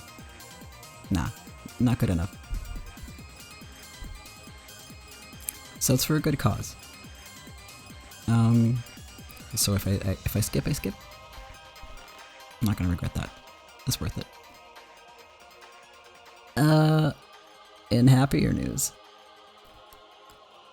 tomorrow, Myst VR releases on Steam. You might remember that I decided to play Myst VR for like my 1 year anniversary of streaming, right? And then it never happened because I couldn't figure it out technologically speaking, but the Steam version, I'm gonna be able to stream that. Which means, on Monday, we are going to play my favorite game ever, Myst, in VR. It's gonna be my first time seeing it. And I counted earlier, I have 7 copies of Myst. I have 7 copies of this game, that's how much I love it. I have a mug, I have a mouse mat. Yeah, on Monday. So tomorrow I'm gonna get it. And then I'll have to wait until Monday to play it. I've actually had this game. Like the VR version, I've had it for months, but because I couldn't stream it, I didn't want to spoil it for myself. I've been waiting so long. It's finally here. I'm so hyped. What were you yelling nerd for? I mean, yes, I am a nerd. Yeah, I'm a nerd. I think it's gonna be a lot of fun to share the game. It's a pretty old one. So odds are not everyone's gonna be familiar with it. It's also like sort of the foundation of a lot of gaming stuff. I know a bunch of random facts about it, should be interesting, and there's a mode that lets you shuffle the puzzles around so that they have like different solutions. So that's gonna be like fresh and new for me, and I'm gonna be able to see it like in, well, it's not real 3D because I'm half blind. The real world doesn't look at 3D to me. What the fuck is 3D? I don't know if it's real. You could all be lying to me. But I'm gonna be able to see it like in like the most immersive way you possibly can. I'm so hyped. I might cry a little bit. So if you want to see me cry like a little nerd baby, Monday.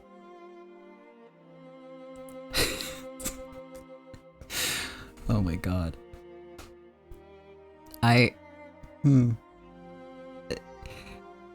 If you do fall in love with it, rest assured that this is a very different game than Umineko. Very, very different. Tear feelings. Oh my god. Just the ASMRs and like the sound of the tears rolling down my face. Yeah. Yeah. Oh my god, that would be weird. People are probably there's probably some people in the world who'd be into that. Not like me doing that specifically, but you know what I mean. I'm sleepy. I love that sound. See? Yeah, it's... I'm gonna be so happy.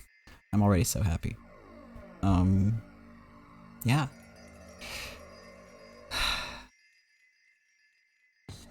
I'm hyped. I can't wait to see all the cool stuff. There's also there are books in the game, so I'm just gonna read through those, and it's gonna be like a little. I do a lot of reading, you know, during these streams, so it's always fun to find games where I can read a lot. I don't know. That's kind of like my selling point now.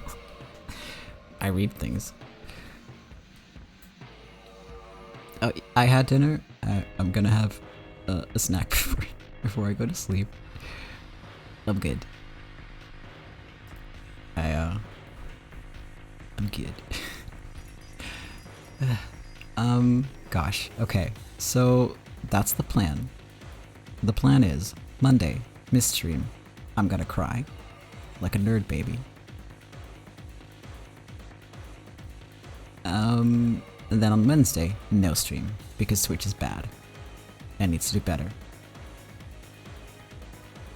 And then we'll do either Umineko the week after that on Wednesday, or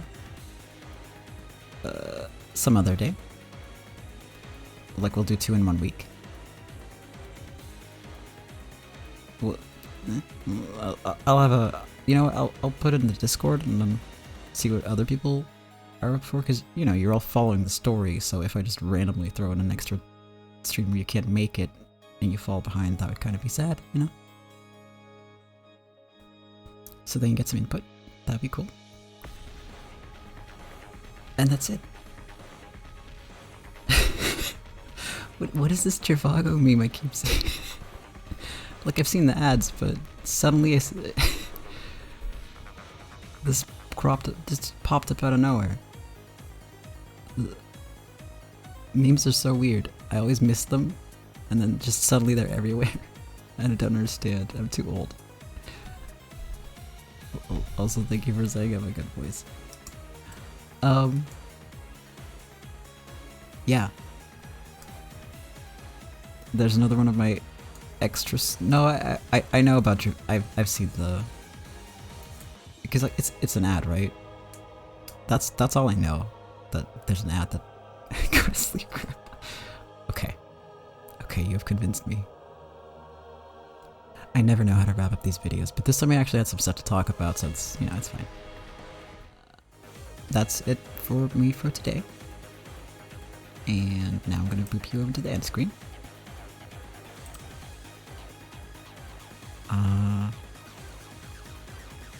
Also, once I finish the gap paint drawing, I'll post a time lapse of that, which would be cool.